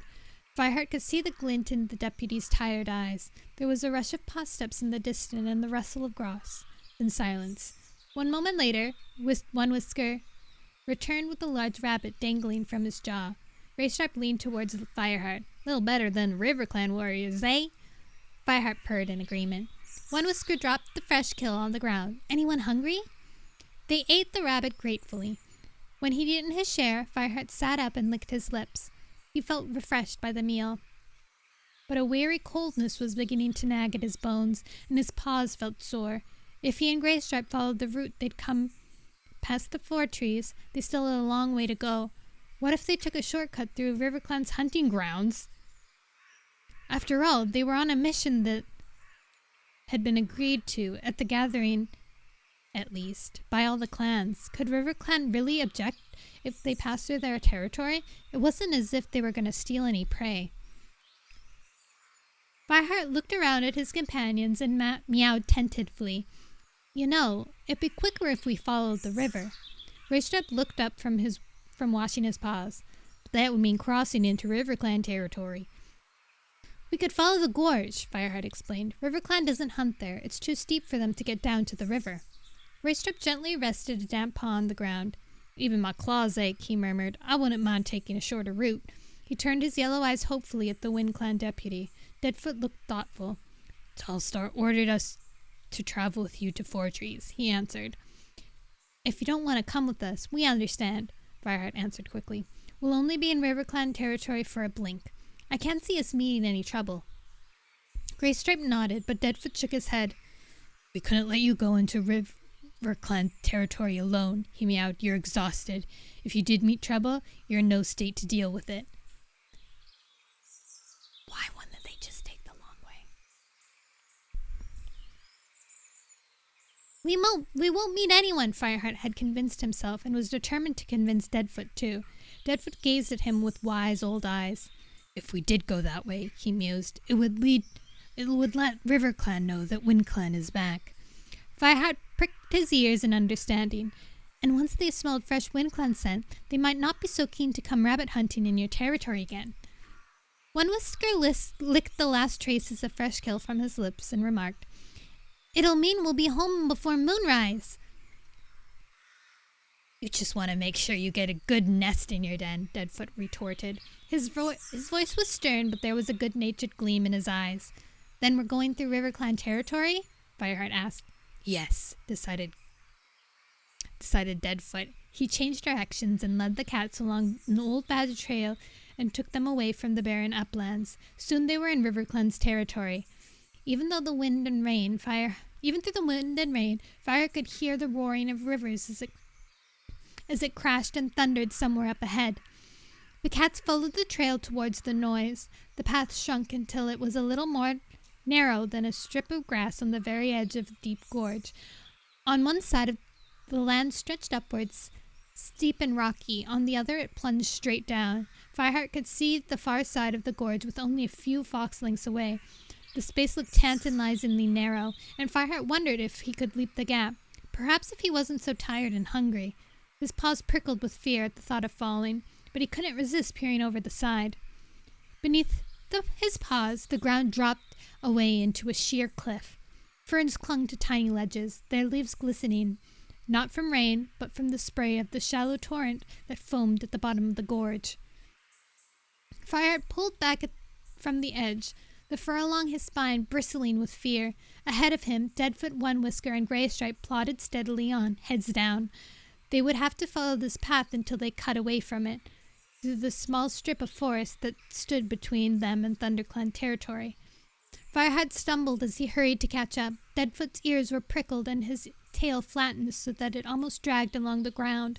One Whisker was clearly nervous too. He kept looking sharply up the slope beside them as if he could hear something. Fireheart could hear nothing but the roaring of the river. He glanced anxiously over his shoulder, his eyes darting from side to side. The Winclan cat's wariness was making him uneasy. The steep slope began to flatten out until they could move further away from the cliff edge. The rain was still driving into their faces, and the darkened sky told Fireheart that the sun was setting, but it would not be long now before they reached the forest. There would be more shelter there. The thought of food and a dry nest cheered Fireheart. Suddenly, a warning yowl rumbled in Deadfoot's throat. Fireheart stiffened and tasted the air. A RiverClan patrol! A screech sounded from behind them, and as the cat spun around to see 6 RiverClan warriors charging towards them. Fireheart's fur stood on end with horror. The deep gorge with its raging waters was still dangerously close. A dark brown RiverClan cat landed on top of him. Fireheart rolled away from the gorge, kicking furiously with his back legs. He felt teeth bite into his shoulder and struggled under the weight of the hissing warrior.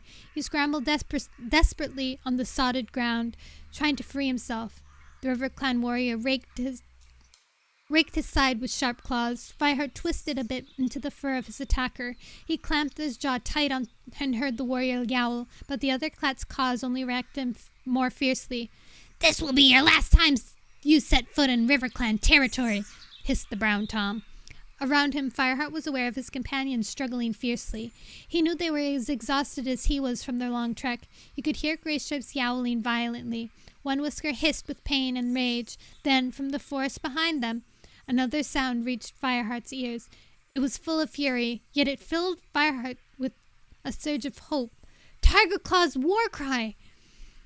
Fireheart smelled the fast-approaching battle scent of a ThunderClan patrol. Tiger Claw, Willowpelt, Whitestorm, and Sandpaw. Yowling and spitting, the ThunderClan cats leaped into the fray. The brown Tom released Fireheart. He quickly struggled to his paws. He watched as Tiger Claw pinned the gray Tom down to the ground, giving a warning bite to the Tom's hind leg. The Tom ran screeching away into the bushes. Tiger Claw whipped around and fixed his pale eyes on Leopard Fur. The malted RiverClan deputy was wrestling with Deadfoot. The lame warrior was no match for the ferocity of the RiverClan she-cat. Fireheart prepared to leap to the rescue, but Tiger Claw was ahead of him. The dark warrior dived forward and grasped Leopard Fur's wide shoulders. With a mighty yowl, he hauled her off the scrawny WindClan deputy. Fireheart heard a vicious squeal behind him. He spun around to see Sandpaw locked in a battle with another RiverClan she-cat. Twisting and tussling, the pair rolled over and over on the wet glass, biting and clawing at each other fiercely. Fireheart gasped. They were rolling towards the rocky edge of the gorge. One more roll and they would be off the side. Fireheart sprang. With a mighty swipe, he bundled the RiverClan warrior off Sandpaw and away from the edge. Sandpaw skidded away, closer to the drop. Fireheart lunged forward and grabbed her by the scruff of her neck with his teeth. She squealed with rage as he dragged her away from the gorge, her paws scrabbling on the muddy ground. She sprang to her paws as soon as he stopped and hissed at Fireheart, her eyes burning with fury. "I can win my own battles without your help." Fireheart opened his mouth to explain, but a terrible howl made them both turn their heads. Greystripe was leaning precariously over the side of the gorge, his hind legs straining. Beside him, Fireheart glimpsed a white paw clutching on the edge. Greystripe leaned down with his mouth, trying to get a grip of the paw, but it disappeared out of sight in a terrifying rush. Greystripe cried out after it, his wail echoing along the gorge. All the cats stopped fighting at the sound of Greystripe's agonized call. Fireheart froze, panting with shock and exhaustion. The RiverClan cat scrambled to the edge of the gorge. Slowly Fireheart followed them and looked over the side. Far below, through a deafening spray, he saw the dark head of a RiverClan warrior sink beneath the foaming water. With a cold feeling of horror, Fireheart recalled the words of the wind-clad medicine cat. The stay shall bring an unnecessary death. Someone died! Oh my god. That was suspenseful. Why did they have to fire her? You dumb cat! Why would you think it was a good idea to go through another clan's territory? Oh my god. Shame on him. Oh, they won't hurt us because we have a mission. But they're not gonna know that there's a mission. They're just gonna see them and run at them. Oh my god. And he wasn't even thinking about the prophecy that the other medicine cat thought of. If only he had a brain. Usually he's so smart. But today, he struggles. Silly. Astro, your eyes. You're like... Silly tiger. I've never been more happy to have Tiger Claw jump into the fray, you know? He didn't need to be there, but he was, and that alone was comforting. 'Cause you know he's like, Tiger Claw's like a weird kind of cat, you know? Like you know, he's like evil, right? Like he wants power. He wants to be the deputy. He killed to be the deputy, literally, and then he wanted to kill to cover it up again. But then at the end of the day, he's still extremely loyal to ThunderClan. And I don't know if that's like a ruse, you know, like is he just doing that so that he can keep his position? Me too, but I haven't been called evil yet. Is he just trying to do it? Or like, what's he thinking, you know? Because he agrees with Blue Star so fast. And Blue Star's choices don't really match with what you'd think Tiger Claw would choose, you know? So what could be it? Hold on, guys. I'm just ordering some tteokbokki because it's delicious. Should I get kimchi fried rice or stir-fried udon?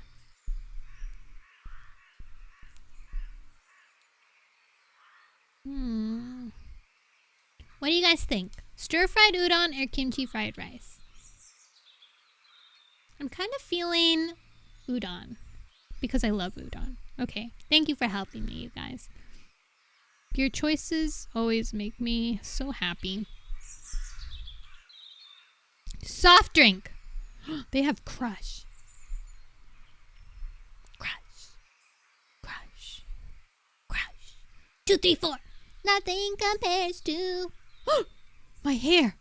It's gone. A quiet evening alone.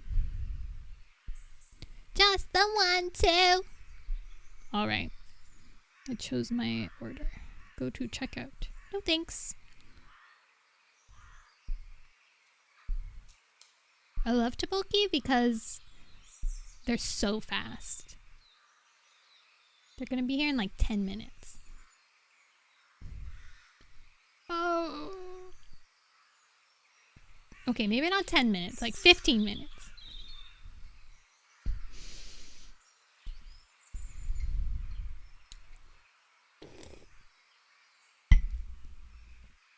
All right. Let's go. Chapter 8.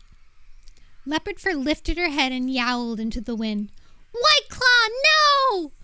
Greystripe scrambled backwards until all 4 paws were on safe ground. His wet fur was bristling and his eyes wide with shock. I tried to grab him. He just lost his footing. I didn't mean to. The words tumbled out breathlessly. Fireheart bounded across to his friend and pressed his nose into his flank for comfort, but Greystripe backed blindly away. One by one, the other cats turned away from the edge and looked at Greystripe. The RiverClan cat's eyes were narrowed with fury, their shoulders tense. Willowpelt and Whitestorm moved instinctively towards Greystripe, taking up defensive positions on either side of him. Leopardfur growled deep in her throat, but it was a warning to her own cats. They were to stay back. The RiverClan deputy stared Tigerclaw straight in the eye. "This has gone beyond a border fight," she murmured. "We shall return to our clan. It has become a matter to settle at another time in a different way." Tigerclaw defiantly returned Leopard's first stare. He showed no fear, but merely gave the smallest of nods. Leopardfur flicked the tip of her tail, then turned and padded away. The RiverClan cats followed her, and the whole patrol disappeared into the bushes. Leopardfur's menacing words made Fireheart shiver. A sense of foreboding settled over his heart like a cold shadow as he realized that this battle might have started a war. "We should leave," meowed Deadfoot, limping forward. "Your 2 young warriors served us well, and my clan thanks you." But the formal words of gratitude sounded hollow after the tragedy that had just witnessed. Tigerclaw nodded, and the 2 WindClan warriors began to head back towards their own territory. Fireheart meowed a quiet farewell to One Whisker as he passed. One Whisker glanced briefly at him and walked on. Fireheart noticed that Sandpaw was standing at the edge of the gorge, staring down at the torrent below. Her paws seemed frozen on the ground, and her eyes remained fixed on the steep drop. Fireheart guessed she had realized how close she had come to sharing Whiteclaw's fate. Fireheart started towards her, but Tigerclaw growled, "Follow me!" The Tabby warrior charged away through the trees, and the rest of his patrol followed after him, but Fireheart hesitated beside Greystripe. "Come on," he urged. "We should keep up." Greystripe shrugged, his eyes dull and clouded with pain, and began to pad after the others, dragging his paws as if they were made from stone. Soon the cats ahead of them were out of sight, but Fireheart was able to track them by scent. Tigerclaw was leading them back towards ThunderClan territory, straight through RiverClan's strip of forest. Fireheart guessed there was no need to worry about RiverClan patrols right now. The damage had been done. It would be pointless to take the long way around by the 4 trees. Tigerclaw had halted the patrol and was waiting for Fireheart and Greystripe at the border of ThunderClan's territory. "I thought I told you to follow me," he growled. "Greystripe was," Fireheart began. "The sooner Greystripe gets back to camp, the better." Greystripe said nothing, but Fireheart bristled at the deputy's harsh tone. Whiteclaw's death wasn't his fault. Tigerclaw turned away. "I know," he meowed, "but it's done. Come on, and this time keep up." He leapt away, crossing the scent markers that bounded ThunderClan territory. Fire had been looking forward to this moment since leaving WindClan's den among the Thunderplats. Now he hardly noticed as he pounded past the markers, keeping one eye on Greystripe. The rain eased as they followed the familiar trail to the camp. When the patrol emerged from the gorse tunnel, some of the other clan cats bounded out of their dens, their tails held high in greeting. "Did you find WindClan? Are they safe?" Mousefur called. Fireheart nodded absently, but felt too hollow to reply. Mousefur's tail dropped. The other cats hung back at the edge of the clearing. The expressions on the faces of the returning cats told them that something serious had happened.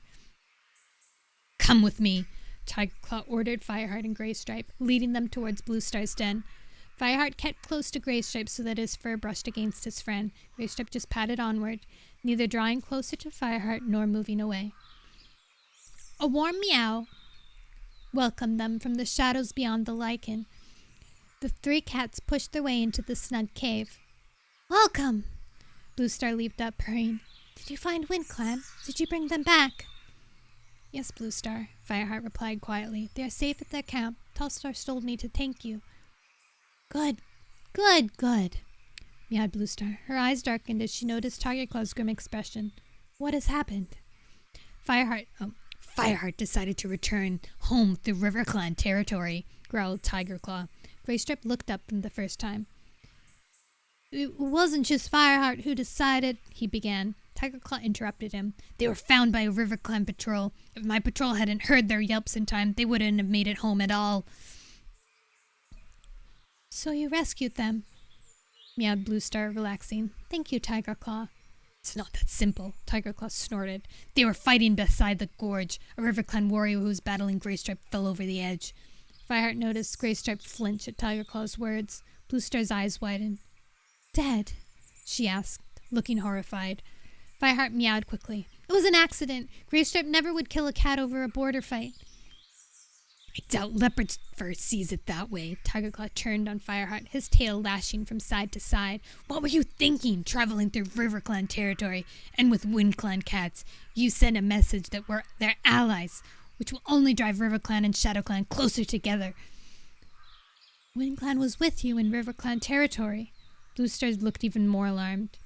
Just 2 warriors. Tallstar gave us an escort home. We were tired, Fireheart murmured. You should not have been in River Clan territory. Tigerclaw snarled, especially with Wind Clan cats. It wasn't an alliance. They were escorting us back home, Fireheart protested. Does River Clan know that? Spat Tigerclaw. River Clan knew we were going to find Wind Clan and bring them back. They agreed to it at the gathering. They shouldn't have attacked us. It was a special mission, just like Journey to the High Stones. They didn't agree to let you travel to their territory, spat Tigerclaw. You still don't understand the clan ways, do you? Bluestar stood up. Her eyes flashed as she looked round at the 3 cats, but her voice was calm.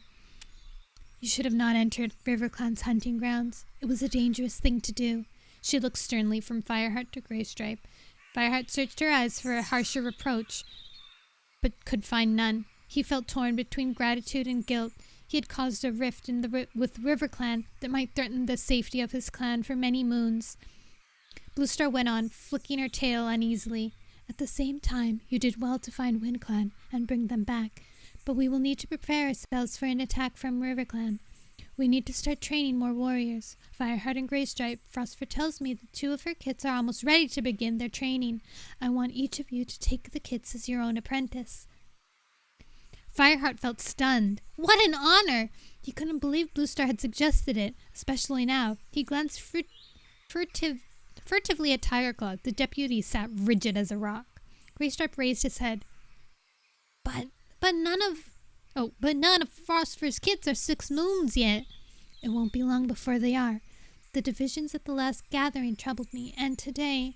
Bluestar's voice trailed off, and Fireheart noticed Greystripe look down at his paws once more. Tigerclaw was staring at Bluestar, his amber eyes hard. Wouldn't it be better to ask a more experienced warrior like Longtail or Darkstripe to take on another apprentice? He asked. These 2 are hardly more than apprentices themselves. I did consider that, replied Bluestar, but Longtail will be busy enough with Swiftpaw, and Darkstripe is getting Dustpaw ready to become a full warrior. What about Running Wing? Tigerclaw asked. Running Wing is a fine hunter and a loyal warrior, Bluestar answered, but I don't think he has the patience for mentoring. ThunderClan has better uses for his skills. And you think these 2 have got what it takes to train ThunderClan warriors? Tigerclaw meowed scornfully. Fireheart flinched. Tigerclaw was eyeing him alone as he spoke. Does he think a kitty pet is not fit to train clan-born cats? He wondered angrily. Bluestar stared back at her deputy. We shall find out. Don't forget, they brought Wind Clan home. And of course, Tigerclaw, she added, I am relying on you to oversee the training. Tigerclaw nodded, and Bluestar turned back to Fireheart and Greystripe. Go get something to eat, she ordered, then rest. We'll have the naming ceremony for the kits at Moon High. That's fast. Fireheart led Greystripe out of the den, leaving Tigerclaw behind with Bluestar. The rain had eased to a fine drizzle. I'm starving, meowed Fireheart. He could smell the warm scent of fresh kill in the clearing. Are you coming to get something to eat? Greystripe stood behind him, his eyes distant and sad. He slowly shook his head. I just want to sleep, he muttered. Once his stomach was full, Fireheart pushed his way into the warrior's den. Greystripe was curled up in a ball, his head tucked beneath his paws. Fireheart's eyes felt heavy, but his fur was still soaked, and he forced himself to wash thoroughly before settling into his warm nest. Willowpelt woke Fireheart at the gentle prod. Time for the ceremony, she whispered. Fireheart lifted his head and blinked. Thanks, Willowpelt, he meowed as she ducked out of the den. He nudged Greystripe. Ceremony, he hissed. then stood and stretched up on his toes until his legs quivered. But he was about to become a mentor. Excitement tingled his paws. Greystripe stirred and uncurled slowly, like an old cat. Suddenly, Fireheart's paws seemed to remember their long journey and began to ache again. At last, the rain had stopped. In silence, Fireheart and Greystripe padded into the clearing. The moon shone above the trees, turning the wet branches silver. Well done! Oh, this is an elder. Well done for bringing WindClan home! The cheery voice made Fireheart jump. He turned to see Halftail settling down beside him. You must come and share the story with the elders one night. Fireheart nodded absently, then looked back into the clearing. Frostfur was already sitting below the high rock. A kit sat on either side of her, one smudgy gray and one ginger. The White Queen twisted her head and licked behind their ears. The little gray she-cat shook her head impatiently as her mother fussed over her. Once more, excitement made Fireheart's fur tingled. Beside him, Greystripe sat staring at the ground. Aren't you excited? Fireheart asked. Greystripe shrugged. Greystripe. Fireheart lowered his voice. Whiteclaw's death wasn't your fault. It was the worst place for an attack, and the RiverClan cats would have known that. Sandpaw nearly fell over the edge too, he added. He glanced at Sandpaw sitting nearby. Beside her, Dustpaw stared at Fireheart with raw jealousy in his eyes. Seriously, they haven't even become warriors yet, and Fireheart and Greystripe are getting apprentices. My God. Fireheart couldn't blame him. He was about to become a mentor when Dustpaw hadn't even been given his warrior name. But he flinched when Dustpaw leaned towards Sandpaw and whispered, loud enough for Fireheart to hear. I feel sorry for Fireheart's apprentice. Imagine a clan cat being trained by a kitty pet. But for once, Sandpaw didn't react. She just shot an uncomfortable glance at Fireheart. Fireheart turned back to Greystripe. Bluestar doesn't blame you, he insisted. She knows you're a good warrior. She's given you your own apprentice. Thanks for the follow, Golden Freddy. Greystripe lifted his eyes and replied bitterly. She's just doing it because ThunderClan needs more apprentices. And why do we need them? Because they're giving RiverClan an excuse to hate us. Fireheart was shocked by the harshness in Greystripe's tone. Bluestar's meow summoned them before he could say anything. Fireheart padded towards his clan leader, Greystripe trailing after him. When they reached the center of the clearing, Bluestar gazed around the assembly of cats. This moon high, we have gathered together to name 2 new apprentices. Come forward, you two. The gray kit darted from her mother's side into the clearing, her fluffy tail held high and her blue eyes wide. The ginger kit came forward more slowly. His ears were prickled, and he frowned with seriousness as he walked to the foot of the high rock.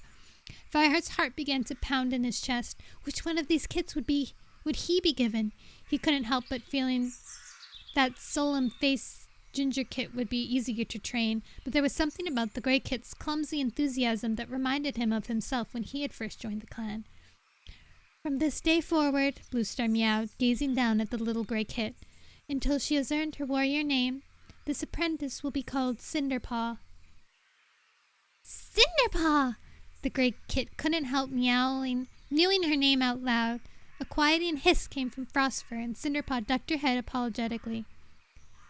Fireheart, meowed Bluestar, you are ready for your first apprentice. You will begin Cinderpaw's training. Pride swelled in Fireheart's chest. You are fortunate, Fireheart, to have had more than one mentor. I expect you to pass on everything I taught you to this young apprentice. Fireheart suddenly began to feel a bit overwhelmed. Bluestar's words carried weight of responsibility he wasn't sure he was ready for. And share with her the skills you learned from Tigerclaw and Lionheart. At the mention of Lionheart, Fireheart pictured the golden warrior looking down at him from Silverpelt with warm, encouraging eyes. He lifted his head and returned Bluestar's gaze as steadily as he could. And this apprentice, Bluestar turned to gaze towards the ginger kit, will be known as Brackenpaw. Brackenpaw didn't move or make a sound. Greystripe, you will train Brackenpaw. Our lost friend Lionheart was your mentor. I hope that his skills and wisdom will pass through you and to your new apprentice. Greystripe lifted his head high at Bluestar's words, and for a moment a gleam of pride showed in his eyes. He stepped forward and touched his new apprentice's nose with his own. Brackenpaw returned the touch politely. Only his eyes, which shone like stars, gave away the fact that this young cat was as excited as his sister. As soon as Fireheart saw the pair touch noses, he realized he should have done the same. He stepped forward quickly. Cinderpaw jerked her head up and their noses collided painfully. Cinderpaw touched his nose again, this time less awkwardly, but Fireheart's eyes were beginning to water. He could see that Cinderpaw was trying to stop her whiskers from twitching with amusement, and a flush of embarrassment washed over him. "I'm a mentor," he reminded himself. Fireheart looked around at the rest of the clan. Every cat seemed to be nodding approvingly. Then his eyes found Tigerclaw. From the edge of the clearing, the deputy's amber gaze seemed to mock him. Fireheart looked hastily down at Cinderpaw, who was staring at him with undisguised pride. Fireheart's fur suddenly began to prickle. He wanted to be a great warrior and a good mentor more than anything else, but it seemed painfully clear that Tigerclaw was just waiting for him to fail. Chapter 9! Oh my goodness gracious. Bracken. I think it's Bracken. Brack. Bracken? My order's been picked up. He's 8 minutes away, guys. He's 8 minutes away. Numa. Also, congrats, Fan, on winning the Battle Royale. Oh, my forehead is so itchy. All right, things are picking up now. I don't know about traveling. When the clan cats travel, it's kind of not as exciting, because it's not as fast-paced. You have to describe what they're going through, the trees, the water. Breakin'? Okay. What book are we reading? We're reading Warrior Cats, Fire and Ice. This is the second book in the series. It's about warrior cats! Yay! That's why I have cat ears and a cat tail. And there's a forest behind me.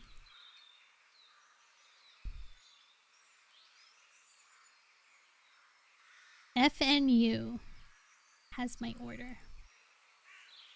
Do you think I can? Is it? It is. This is the second book in the series. Or are you saying is it about cats? Chapter 9. Don't you normally have the ears? Oh yeah, but they're like not these ears. See, my ears are underneath these ears. I've put a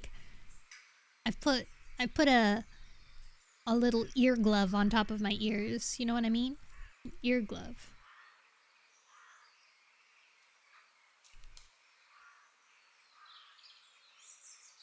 Okay, let's see if I can read. I don't think I'm gonna be able to read this before he gets here. Okay, let's just start. Fireheart woke to find Greystripe sitting beside him, hunched on his belly like a rabbit, his shoulders stiff and his fur fluffed out. Greystripe, he meowed quietly. Greystripe jumped. Are you okay? Greystripe sat up straight. I'm fine. Fireheart suspected that his friend's cheery mew wasn't heartfelt, but at least he was trying to... Oh, I'm fine! But at least he was trying to be more positive. It looks cold, Fireheart meowed. Greystripe words had billowed out in clouds. Fireheart was still snuggled down amongst the warm bodies of the other warriors. It is! Greystripe bent to lick his chest. Fireheart sat up and shook his head. The air tasted frost. What are you going to do with Breakin' Paw today? He asked. Show him the forest, answered Greystripe. I could bring Cinderpaw and we could travel together. It might be better if we traveled alone today, answered Greystripe. Fireheart felt a bit hurt.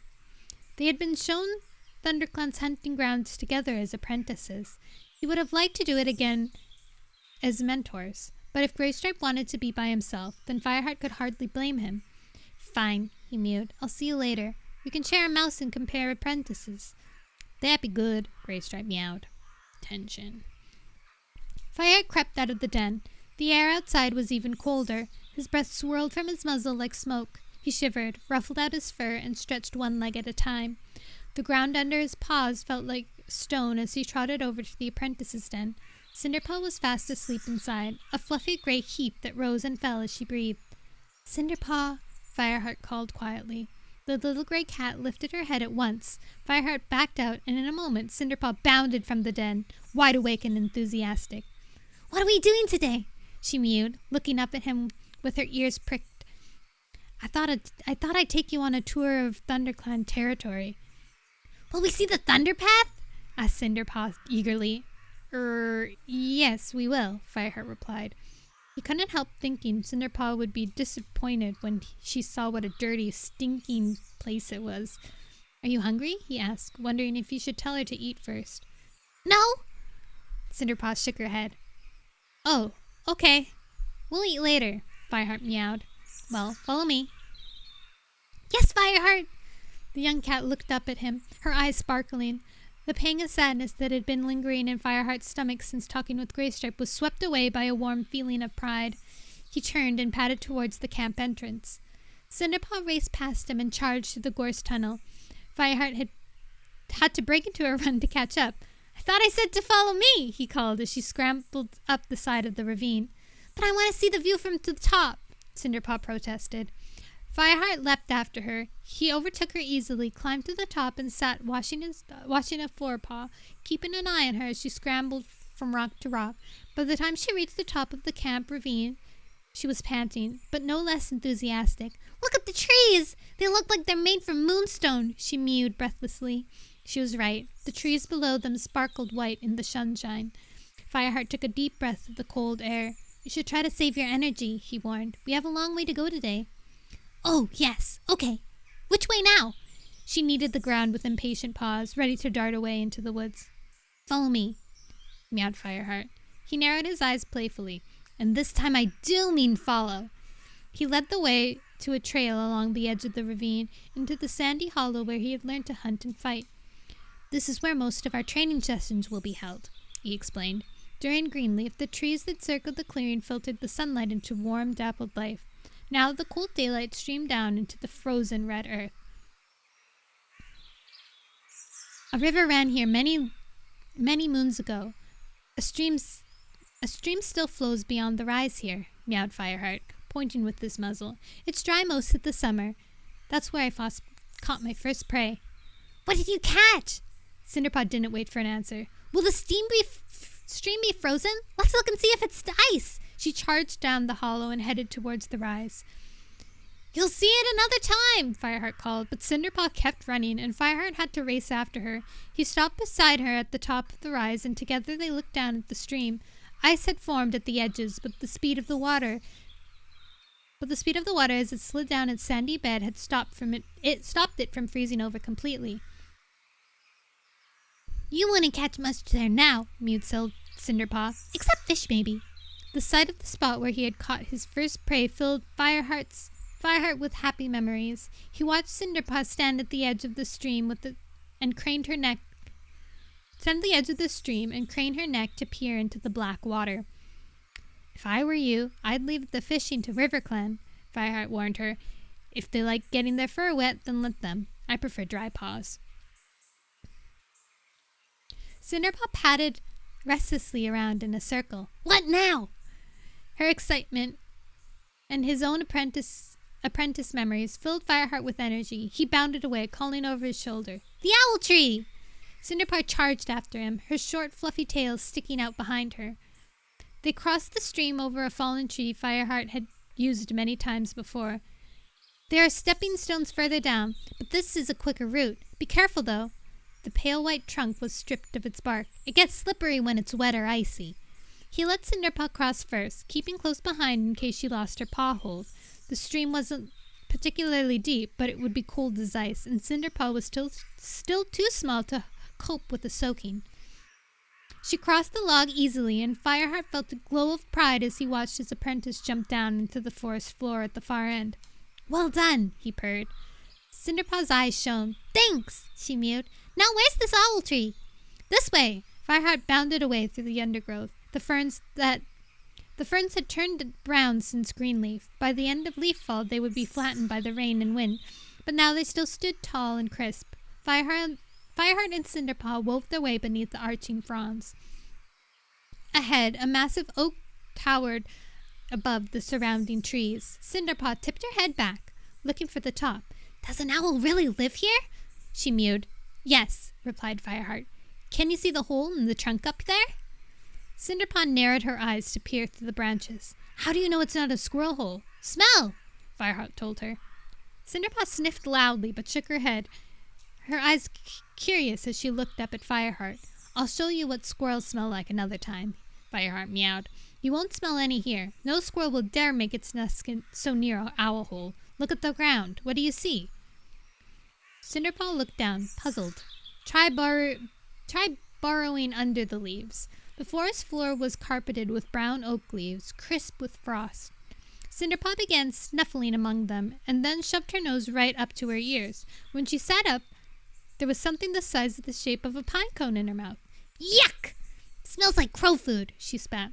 Fireheart purred with amusement. "You knew it was there, didn't you?" "Bluestar played the same trick on me when I was apprentice." "Oh. You knew it was there, didn't you?" "Bluestar played the same trick on me when I was apprentice. You'll never forget the stench." "What is it?" "An owl pod," Fireheart explained. He remembered what Bluestar had told him.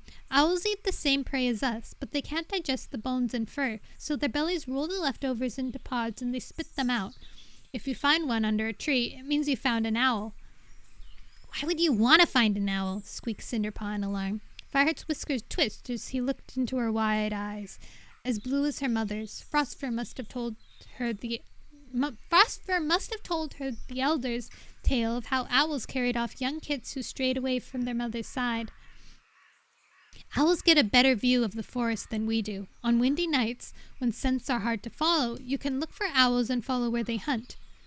Cinderpaw's eyes were still wide, but the fear had left them, and she nodded. "She does listen sometimes," Fireheart thought with relief. "Where next?" mused Cinderpaw. "The great sycamore," Fireheart decided. They traveled through the woods as the sun rose into the pale blue sky, crossing a two-legged path and another tiny stream.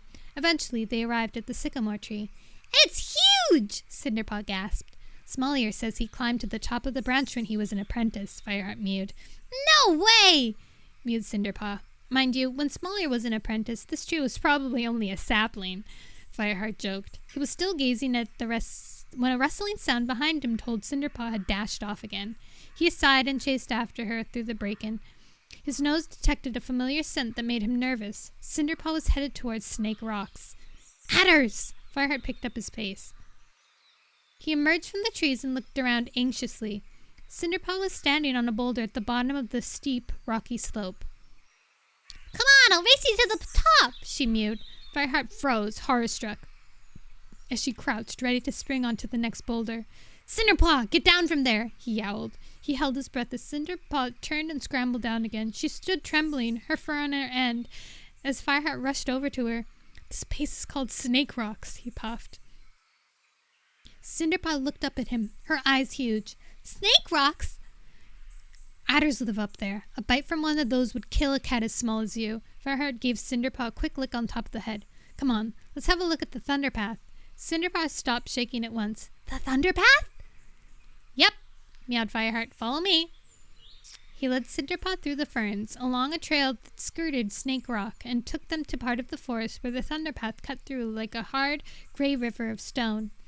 Fireheart kept one eye on Cinderpaw as they peered out from the edge of the forest. He could see from her twitching tail that Cinderpaw was desperate to creep forward and sniff the Thunder Path ahead of them. A familiar roar was beginning to ruffle his ear fur, and he could feel the ground trembling beneath his paws. "Stay where you are," he warned. "There's a monster coming." Cinderpaw opened her mouth a little. "Yuck!" Where was I? she mewed, screwing up her nose and flattening her ears. The rumbling noise was coming closer, and a shape appeared on the horizon. Is that a monster? She mewed. Fireheart nodded. Cinderpaw unsheathed their claws to grip the earth as the monster roared closer. She shut her eyes tight as it charged past, stirring the air around them into a storm of wind and thunder. She kept her eyes shut until the noise had faded in the distance. Fireheart shook his head to clear his scent glands. Sniff the air, he mewed. Can you smell anything apart from the thunderpath stench? He waited while Cinderpaw lifted her head and took in several deep breaths. After a few moments, she mewed. I remember that scent from when Broken Star attacked our camp. And it was on the kids he took when you brought them home. It's Shadow Clan. If that's their territory beyond the thunderpath?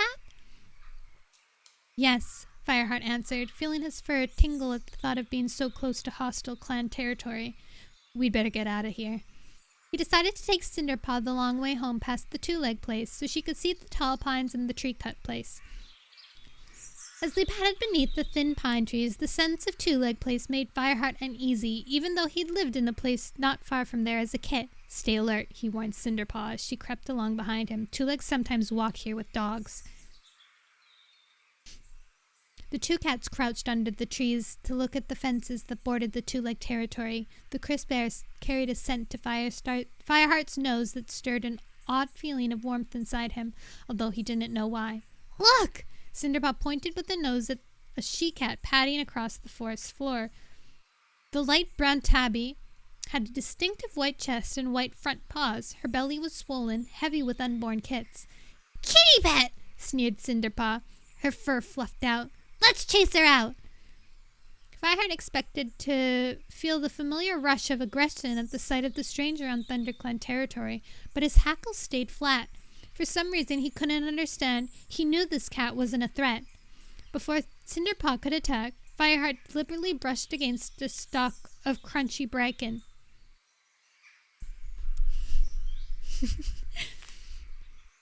The she-cat looked up, disturbed by the crackling noise. Her eyes widened with alarm.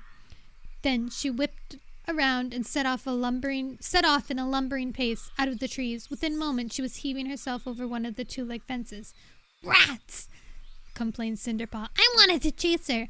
I bet Breakenpaw will have chased hundreds of things today. Yeah, but he probably didn't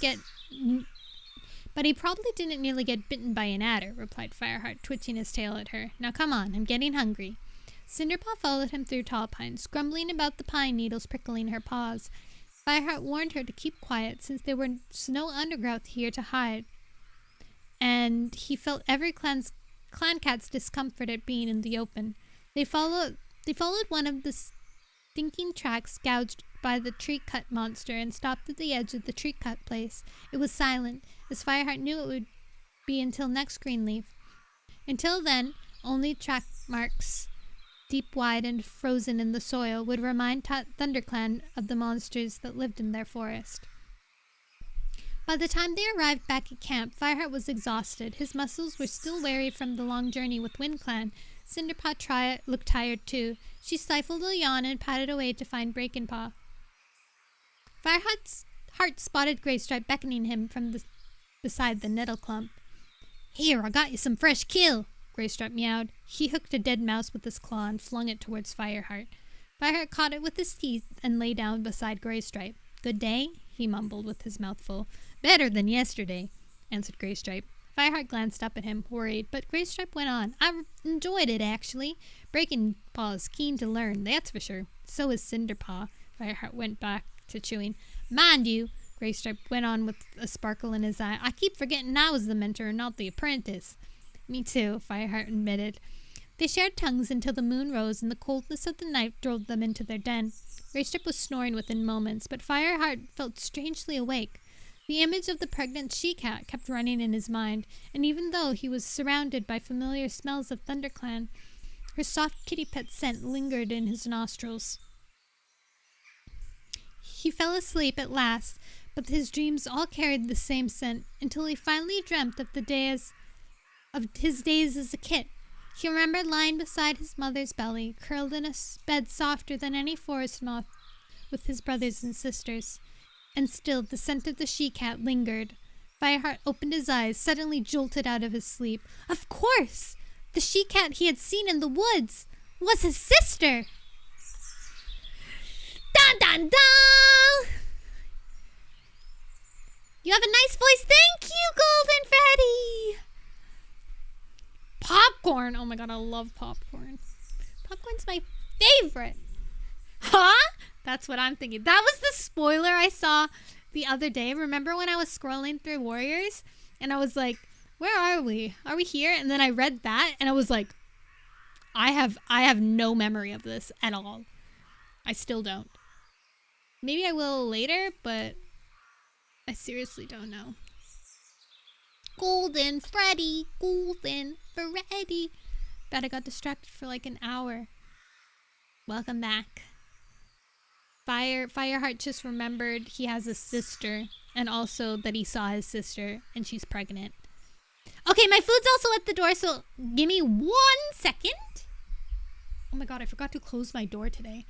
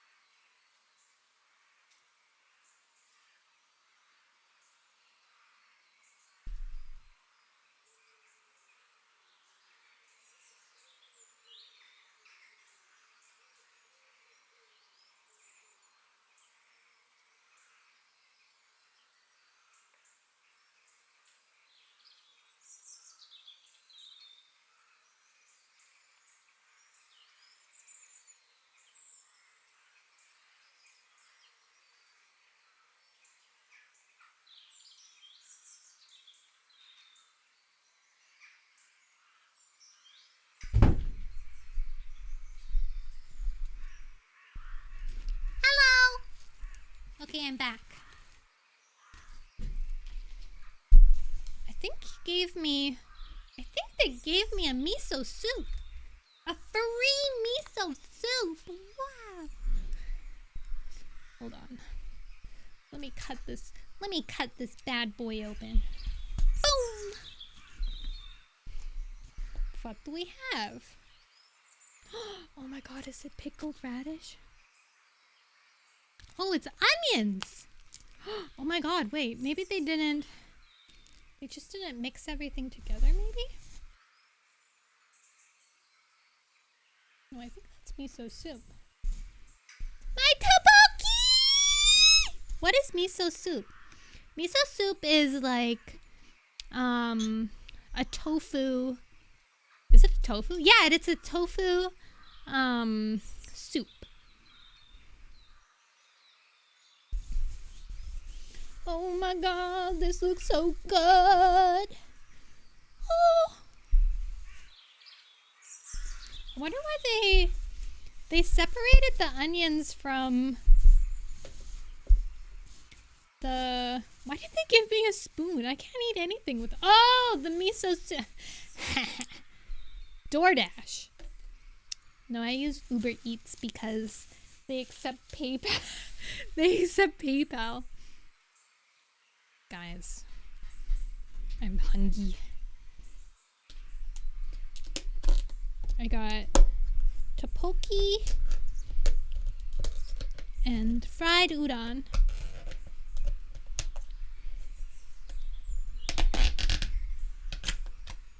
Sorry, that was hard to get off. Oh my god, hold on. Let me taste test.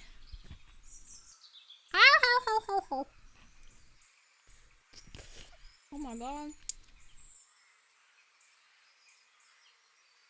This tastes so fresh. What the heck?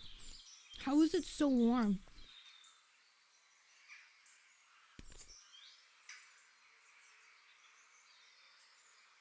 Welcome to the popcorn bucket, bubbly! Bubbles.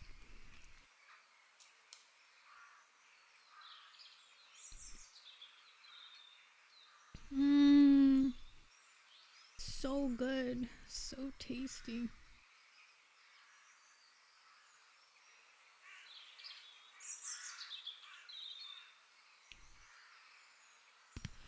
Okay.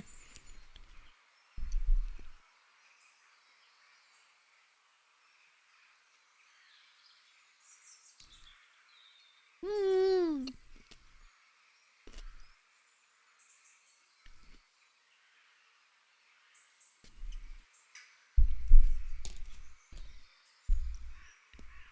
Okay, knocked my microphone.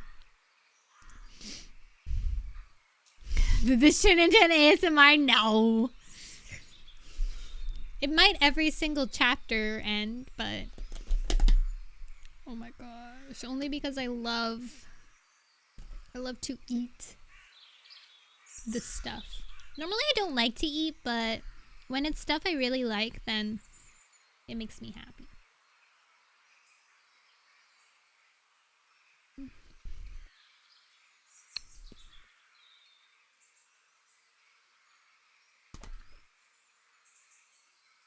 And I got a Coke.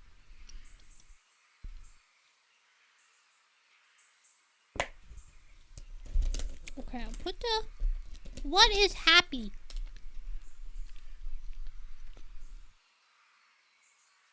It's when you feel happiness. When you feel it deep in your bones. Let me move this away. Oh my god, I need to clean my desk, you guys. There is so much junk on here. Most of it is like old candy that I haven't touched in a while. I have those Peep gummies still here and those Jello jelly beans. Some little chocolates in a box. Sour sweet tarts. Sweet tarts that are like not good sweet tarts. They're like the sour sweet tarts, which are weird. And they have some actual jelly bean jellies, jelly bellies. Okay, wait. Listen to this. Listen to this.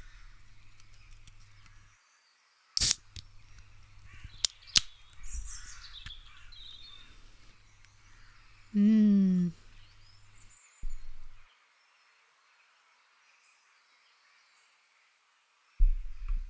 Delicious. Okay.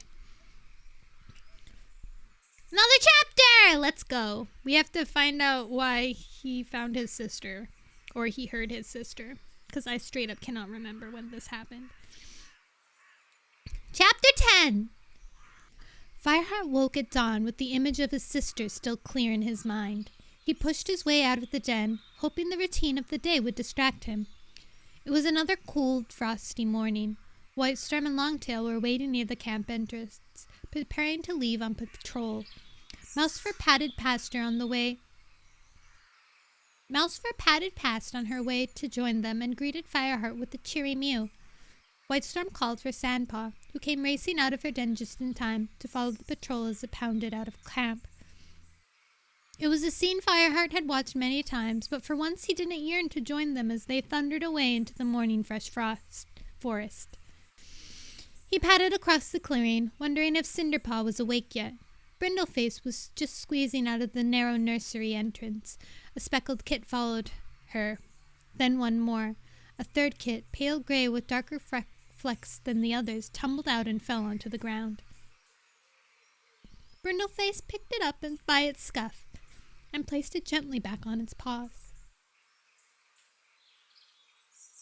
The tenderness of Brindleface's action brought Fireheart's dream flooding back. His mother had probably done the same for him. He knew that Brindleface's fourth kit had died soon after it was born, but she seemed to love the remaining kits even more fiercely now.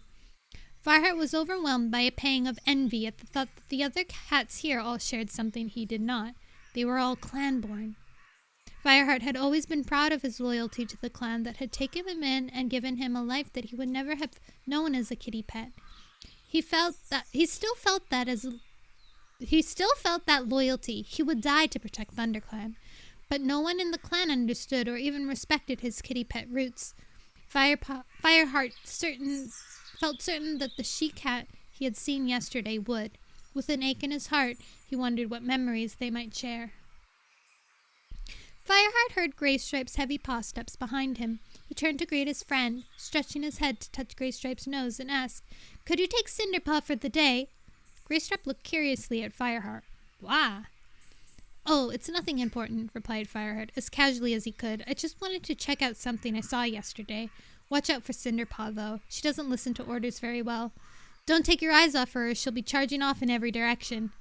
Greystripe's whiskers twitched with amusement. "She sounds like a pawful. Still, it'll be good for Breaking Paw. He never charges off anywhere without thinking about it carefully first." "Thanks, Greystripe." Fireheart bounded away towards the camp entrance before his friend could remember to ask him where he was going. As the two-leg place came into view through the trees, Fireheart dropped into a crouch. He opened his mouth and breathed in the cold morning air. No sign of ThunderClan patrol, and no two-leg sense either. He relaxed a little. Slowly, he approached the two-leg fence where he had seen the she-cat disappear. He hesitated at the bottom and looked around, sniffing the air once more. Then he leaped, landing on a fence post in one easy jump. No two-legs to be seen, just an empty garden with its strong-smelling plants. Fireheart felt exposed on the post. The branch of a tree hung low overhead. Its leaves had gone, but it would be easier to hide there. Silently, he pushed himself up and laid down to wait, flattening himself against the rough bark. Fireheart could see a swinging flap at the entrance of the two-leg place. He had used one just like it as a kit. He fixed his gaze on the flap, hoping his sister's face would appear at any moment. The sun rose slowly into the morning sky, but Fireheart started to feel cold. The damp branch was drawing the heat from his body. Perhaps the two legs were keeping his sister shut in. After all, her kidding would be soon. Fireheart licked a paw and wondered if he should go back to camp. Suddenly, he heard a loud clatter. Fireheart looked up and saw his sister pop through the swimming flap. The fur along his spine rippled with anticipation, and Fireheart fought to stop himself, leaping down into her garden straight away. He knew he would frighten her, and he had done yesterday. He smelt like a forest cat now, not a friendly kitty pet. Fireheart waited until his sister had reached the end of the grass. Then he crept to the tip of the branch and slipped down onto the fence. Quietly, he jumped into the bushes below. The she-cat's scent brought his dreams flooding back to him. How could he get her attention without frightening her? Desperately, he searched his mind, trying to think of names his sister had been given. He could remember his own kitty pet name. Fireheart called softly from the bushes. "It's me, Rusty!" The she-cat stopped dead and looked around. Fireheart took a deep breath and crept out from under the bushes. The cat's eyes widened with terror. Fireheart knew how he must appear to her, lean and wild, with the sharp forest scents on his pelt. The she-cat raised her hackles and hissed ferociously. Fireheart couldn't help feeling impressed by her courage. In a flash, he remembered his sister's name. "Princess! It's me, Rusty, your brother! Do you remember me?" Princess remained tense. Fireheart guessed she was wondering how the strange cat could know these names. He dropped into a submissive crouch, hope soaring in his chest as he watched his sister's expression slowly change from fear to curiosity. "Rusty?" Princess sniffed the air, wide-eyed and wary. Fireheart took a careful step forward. Princess did not move, so Fireheart edged closer. Still, his sister held her ground until Fireheart was standing only a mouse length away. "You don't smell like Rusty." "I don't live with two legs anymore. I've been living in the forest with ThunderClan. I carry their scent now." She's probably never heard of the clans. Fireheart realized, remembering his own innocence before he'd met Greystripe in the woods. Princess stretched her nose forward and rubbed her muzzle cautiously along his cheek. But our mother's smell is still there," she murmured, half to herself. Her words filled Fireheart with happiness until her eyes narrowed and she took a step back, her ears flat with distrust. "Why are you here?" she asked. "I saw you yesterday in the woods," Fireheart explained. "I had to come back to speak with you." "Why?" Fireheart looked at her in surprise. "Because you're my sister? Surely she must feel something for him."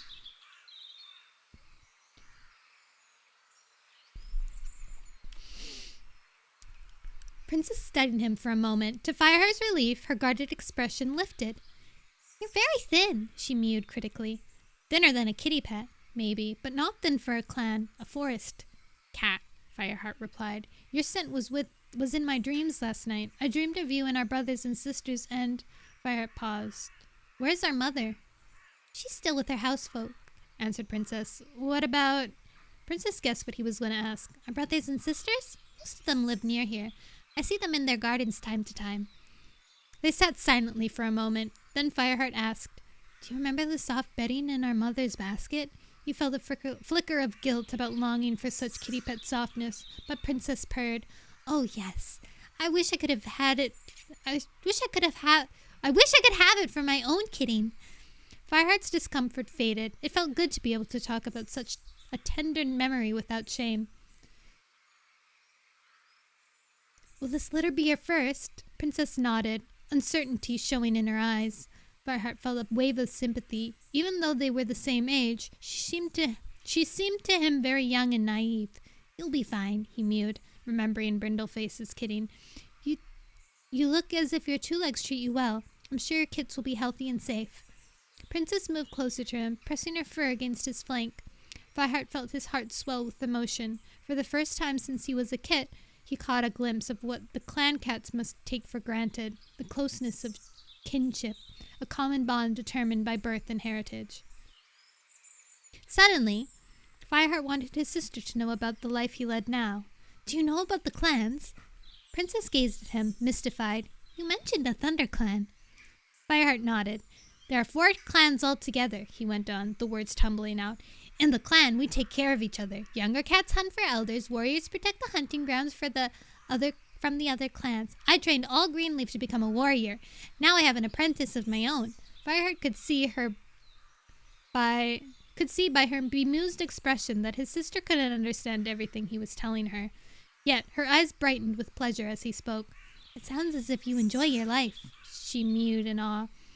A two-legs voice called from the house. Fireheart instantly darted under the nearest bush. I should go, Princess mewed. They'll be worried if I don't go back. And I have many tiny mouths to feed. I can feel them moving inside me. She glanced at her swollen belly, her eyes soft. Fireheart looked out from beneath the bush. Go then. I have to return to my clan anyway, but I'll come back and see you. Yes, I'd like that, Princess called over her shoulder. She was already trotting back towards her two-legged nest. Goodbye! See you soon, Fireheart called. His sister disappeared from view, and he heard the swinging flap slap shut behind her. Once the garden was silent, Fireheart crept out of the bushes to the fence. He jumped over it and ran into the forest. Memories of kithood scents crowded his mind, suddenly more real than the scents of the forest around him. Fireheart paused at the top of the ravine and looked down at the ThunderClan camp. He didn't feel ready to go back yet. He was worried that it would all seem strange to him. I'll go hunt, he thought. Cinderpaw would be safe with the greystripe for a while longer, and the clan would welcome any fresh kill. He turned away and headed back into the forest. When he finally returned to camp, he carried a vole and a wood pigeon in his mouth. The sun was setting, and the clan cats were gathering for their evening meal. Greystripe sat alone by the nettle clump, a fat chaffinch at his paws. Fireheart nodded to him as he padded across the clearing to the pile of fresh kill that had already been collected. Tigerclaw was sitting below the high rocks, his amber eyes yellow. I noticed Cinderpaw spent the day with Greystripe, he meowed as Fireheart dropped his catch onto the pile. Where were you? Fireheart returned Tigerclaw's gaze. It seemed like a good day for hunting. Too good to waste, he replied, his heart thudding in his chest. The clan needs all the fresh kill it can get at the moment. Tigerclaw nodded, suspicion darkening his eyes. Yes, but we also need warriors. Cinderpaw's training is your responsibility. I understand, Tigerclaw, Fireheart meowed. He dipped his head respectfully. I'll take her out tomorrow. Good. The deputy turned his head and looked around camp. Fireheart picked up a mouse and carried it over to eat next to Greystripe. Found what you were looking for? Asked Greystripe absently. Yes. Fireheart felt a pang of sorrow for the pain in his friend's eyes. Are you thinking about that River Clan warrior? I try not to, answered Greystripe quietly. It's just when I'm alone I can't help remembering Barkface's prediction of an unnecessary death and trouble ahead. Here, Fireheart interrupted and pushed his mouth towards Greystripe. That chaffinch looks like it'll be half feathers, and I'm not that hungry. Want to swap? Greystripe shot him a grateful glance, and the two friends exchanged praise and began to eat. As he crunched on the chaffinch, Fireheart scanned the clearing. He could see Sandpaw and Despot outside the apprentice den. Dustpaw was busy ripping apart a rabbit. Fireheart caught Sandpaw's eye, but she looked away. Cinderpaw lay beside the old tree stump where he shared many meals as an apprentice. She was chatting enthusiastically to Breakinpaw, who nodded from time to time while plucking the feathers from a sparrow. Seeing the two young cats, brother and sister, lying together so at ease, reminded Fireheart once more of Princess, and for the first time the familiar sights of the clan made Fireheart feel uneasy. He had been careful to lick his sister's smell from his fur before returning to camp, but it was her scent that lingered in his nostrils as the sun disappeared over the distant horizon. He had found the closeness he had missed, but it was given shape to a sense of loneliness that, until now, had lain vague and nameless in his heart. Were the deep-rooted memories he shared with Princess stronger than his loyalty to the clan? Ba-bam!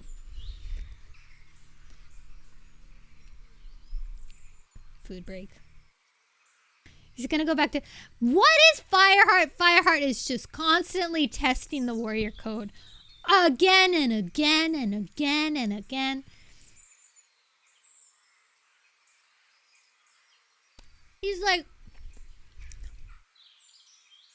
a little rebel. And it doesn't help that Blue Star seems to award him every time he does something bad, you know? He gets to go on all these missions. He gives him a chance to like escape out and save Ravenpaw.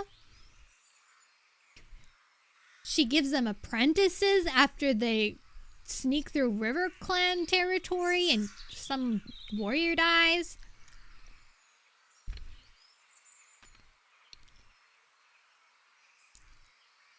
Even the first time he was at the two-leg place, remember he was talking to, oh my god, what's his name?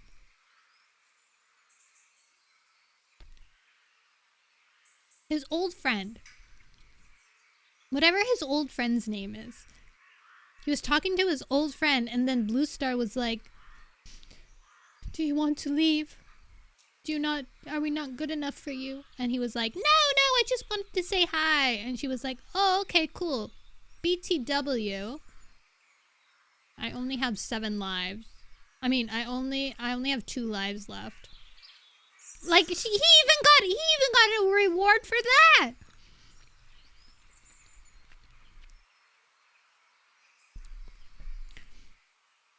This guy.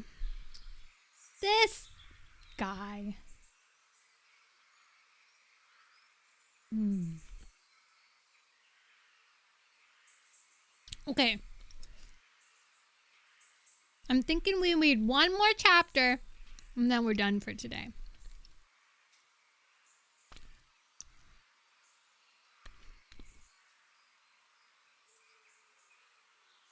Let me just finish this bite. Rules are meant to be broken.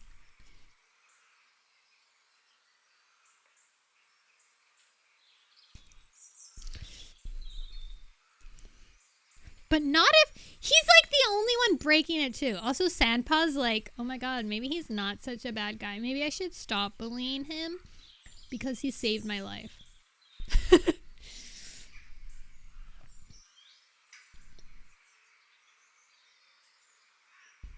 Even though she's still...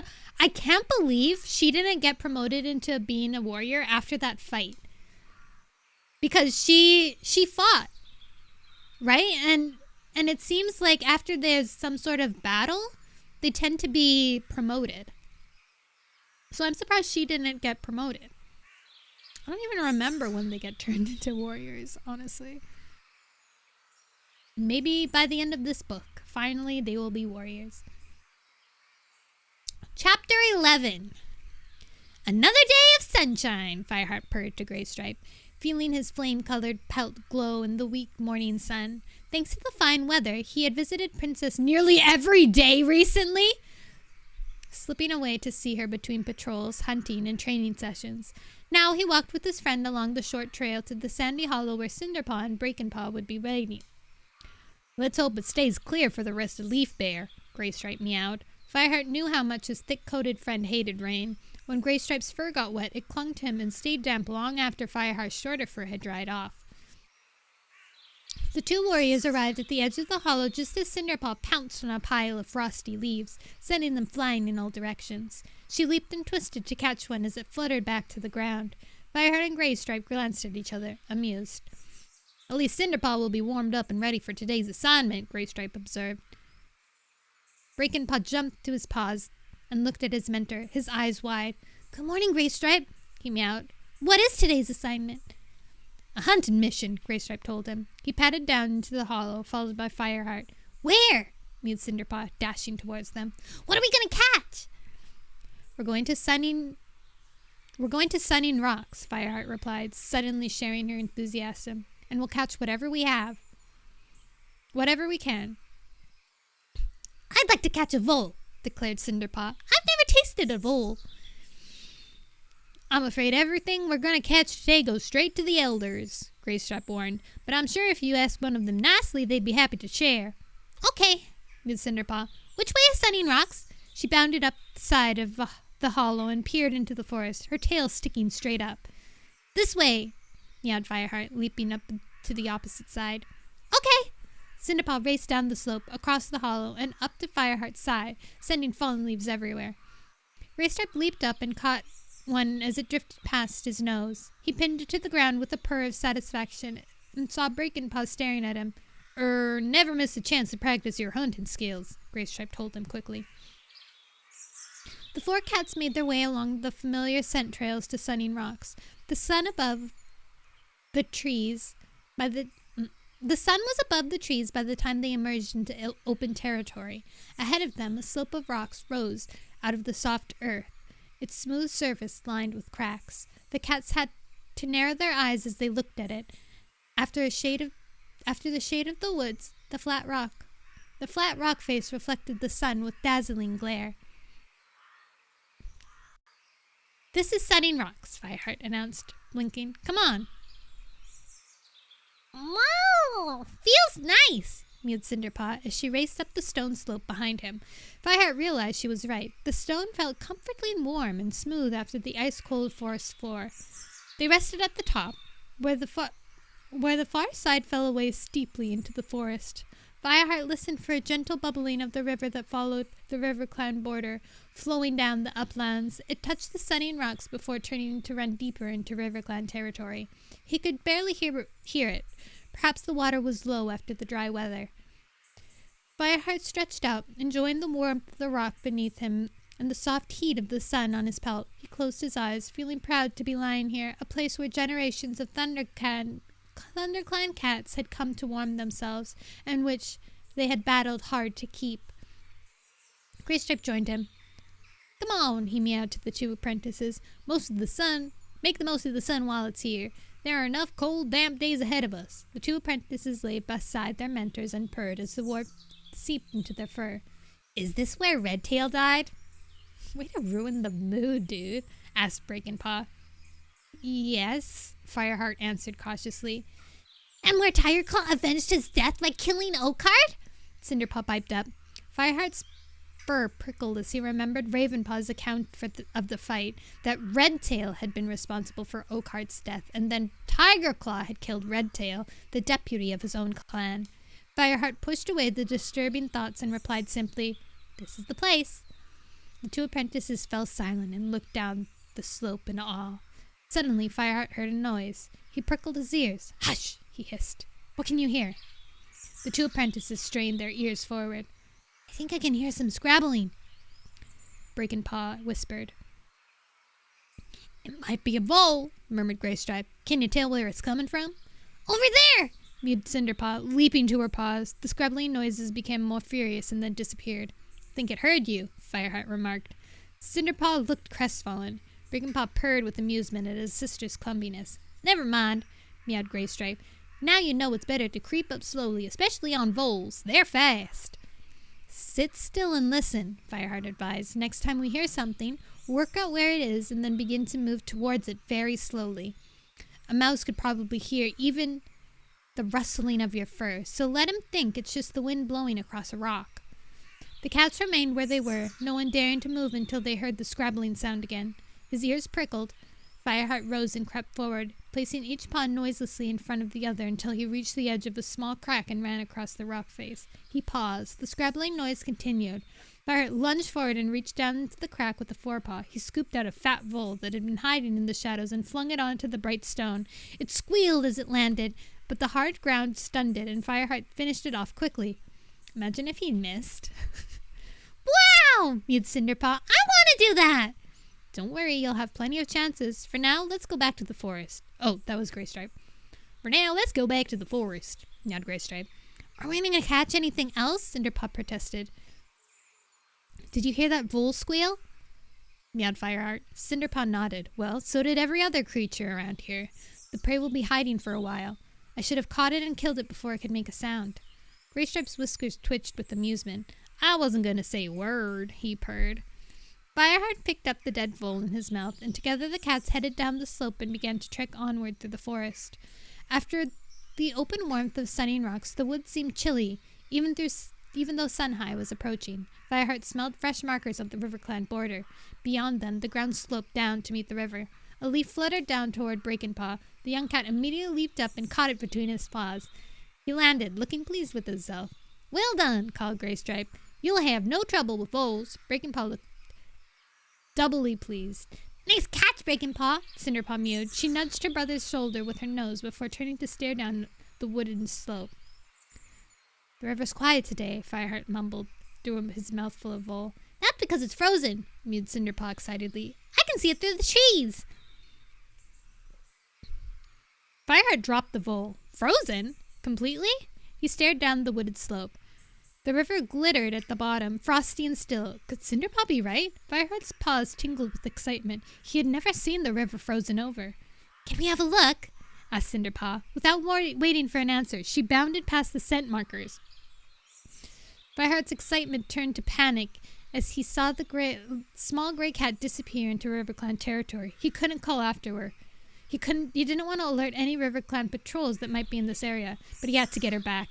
He left the vole where he dropped it and tore after her, Greystripe and Breakenpaw close behind him. They caught up with Cinderpaw at the edge of the river. It was almost totally frozen, apart from a narrow channel of dark water that flowed swiftly between the two fridges of ice. Fireheart remembered Whiteclaw with a shudder. He was about to suggest they leave when he noticed Greystripe's ears were pricked. Water vole, the Grey Warrior hissed. Sure enough, a small vole was scrambling along the ice near the bank. Fireheart glanced at Cinderpaw and Breakenpaw, afraid that they might try to catch this tiny piece of prey, but neither apprentice moved. Fireheart felt relieved for a moment, and then his heart lurched as Greystripe dashed out onto the ice at hunting speed.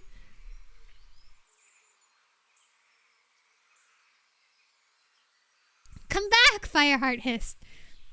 Oh my god, these cats. It was too late. The ice beneath Greystripe's paws gave a terrifying crack and broke.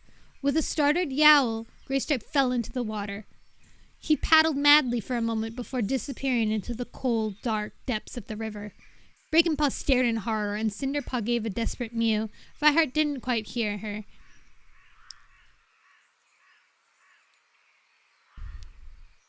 Fireheart didn't quiet her. He was rigid with fear, staring into the water after his friend. Was Greystripe trapped underneath the ice? Fireheart stepped onto the ice. It felt cold and slippery beneath his paws, impossible to run on. He jumped back onto the bank. Panic gripped him, and then a blaze of relief as a drenched gray head appeared in the water further along. But relief turned into alarm as Fireheart saw Greystripe was being carried downriver, turning and bobbing in the freezing waters. His paws thrashed helplessly, all his instincts to swim thwarted by the fierce current. Fireheart bounded along the bank, forcing his way through the break-in, but Greystripe was swept further and further away. Suddenly, Fireheart heard a yowl from the opposite side of the bank. A slender silver tabby had leapt onto the ice further downstream. She padded lightly over the frozen sheet and slid into the river ahead of Greystripe. Amazed, Fireheart watched the she-cat swim strongly against the current, holding her position in the icy water with confident churning paws.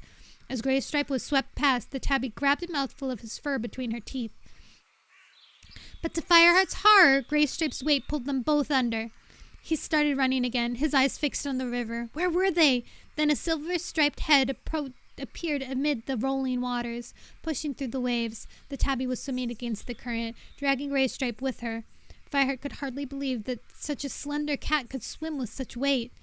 The tabby grabbed the ice on Fireheart's side of the river with her forepaws, her neck craning awkwardly as she held Greystripe between her teeth. Slipping and sliding, she hauled herself out of the river. Greystripe hung limply in the water, twisting and turning as the current dragged his fur, but the tabby kept a firm grip.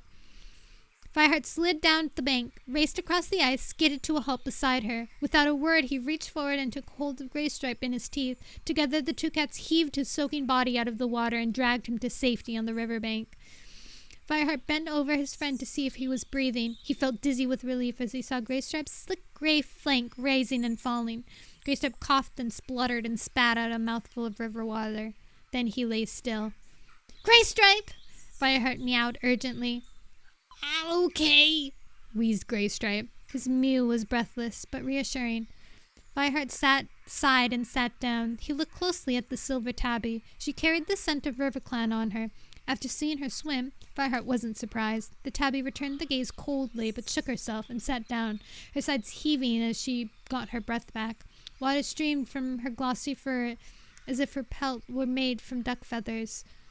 Greystripe turned his head to look at his rescuer. "Thanks," he croaked. "You idiot!" she spat, flattening her ears. "What are you doing in my territory?" "Drowning," replied Greystripe. The silver tabby flicked her ears, and Fireheart saw a glimmer of amusement in her eyes. "Can't you drown yourself in your own territory?" Greystripe's whiskers twitched. But who would rescue me then?" he rasped. There was a tiny mew behind Fireheart. He turned to see Cinderpaw crouching by a clump of grass further up the bank. "Where's Breaking-Paw?" he asked. "Just coming," answered Cinderpaw, pointing with her nose. Her brother was creeping nervously along the bank towards them. Fireheart sighed and turned to his friend. "Look, Greystripe, we've got to get out of here." "I know." Greystripe pushed himself to his paws and turned to the silver tabby. "Thanks again." She dipped her head graciously, but hissed, "Hurry! Go now!" She looked over her shoulder. "If my father knew that I rescued ThunderClan intruder, he'd shred me for kit betting." "Why'd you save me then?" teased Greystripe. The tabby looked away. "Instinct. I couldn't watch any cat drowned." "Now go away!"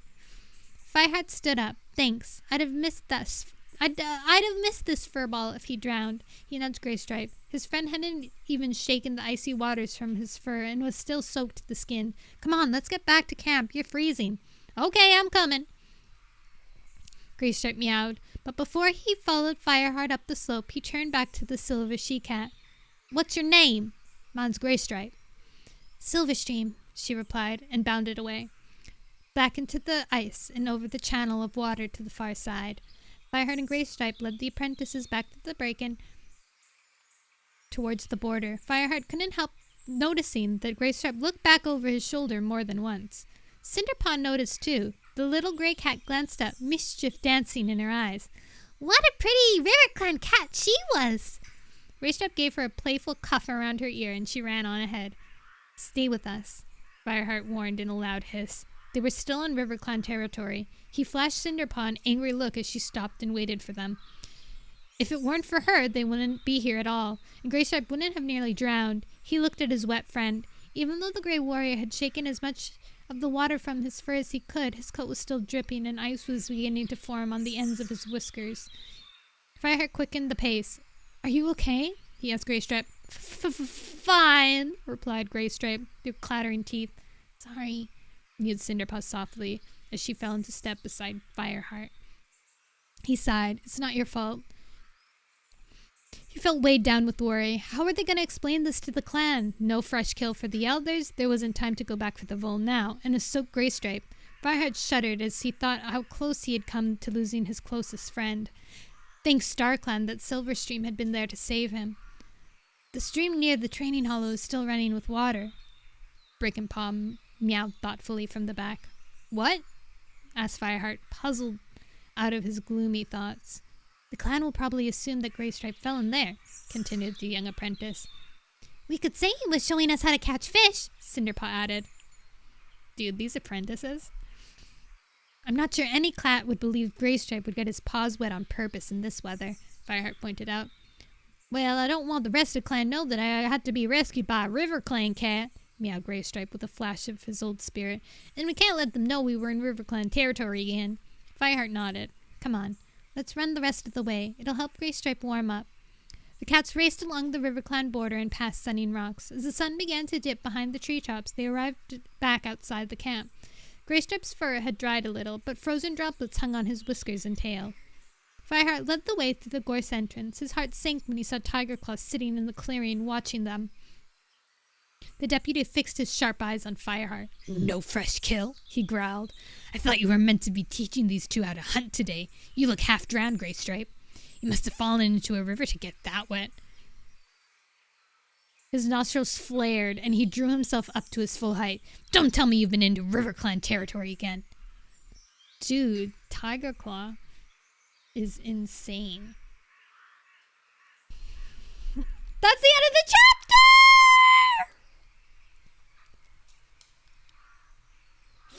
Flirty. That reply that Greystripe did, hold on. Where is it? When Silverstream was like, can't you drown yourself in your own territory? And then he was like, but who would rescue me there? Dude. Greystripe. Whoa there, buddy. Whoa there. Had to turn on the light. Sheesh. He can't be doing that. Alright, let's see.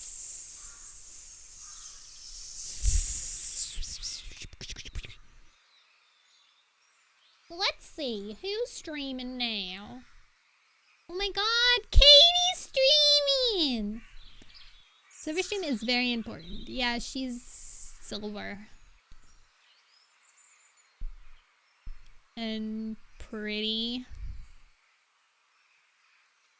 Thank you for the stream! Thank you! Thank you guys. We're good in a steady way. We're on page 79. We're on page 79 of 170. So we're going pretty well. I'm excited. I'm excited for the drama. Because I know 2 dramas that are happening. Also, poor Greystripe, dude. He accidentally kills someone and then he almost drowns. This man. This cat. This is called Greystripe Trauma Book, apparently. We're gonna raid Katie, I think. Should we raid Katie or Wingberry? Let's do Katie because I love Katie. Have a good night. Alright, let's set this bad boy up. Shall we?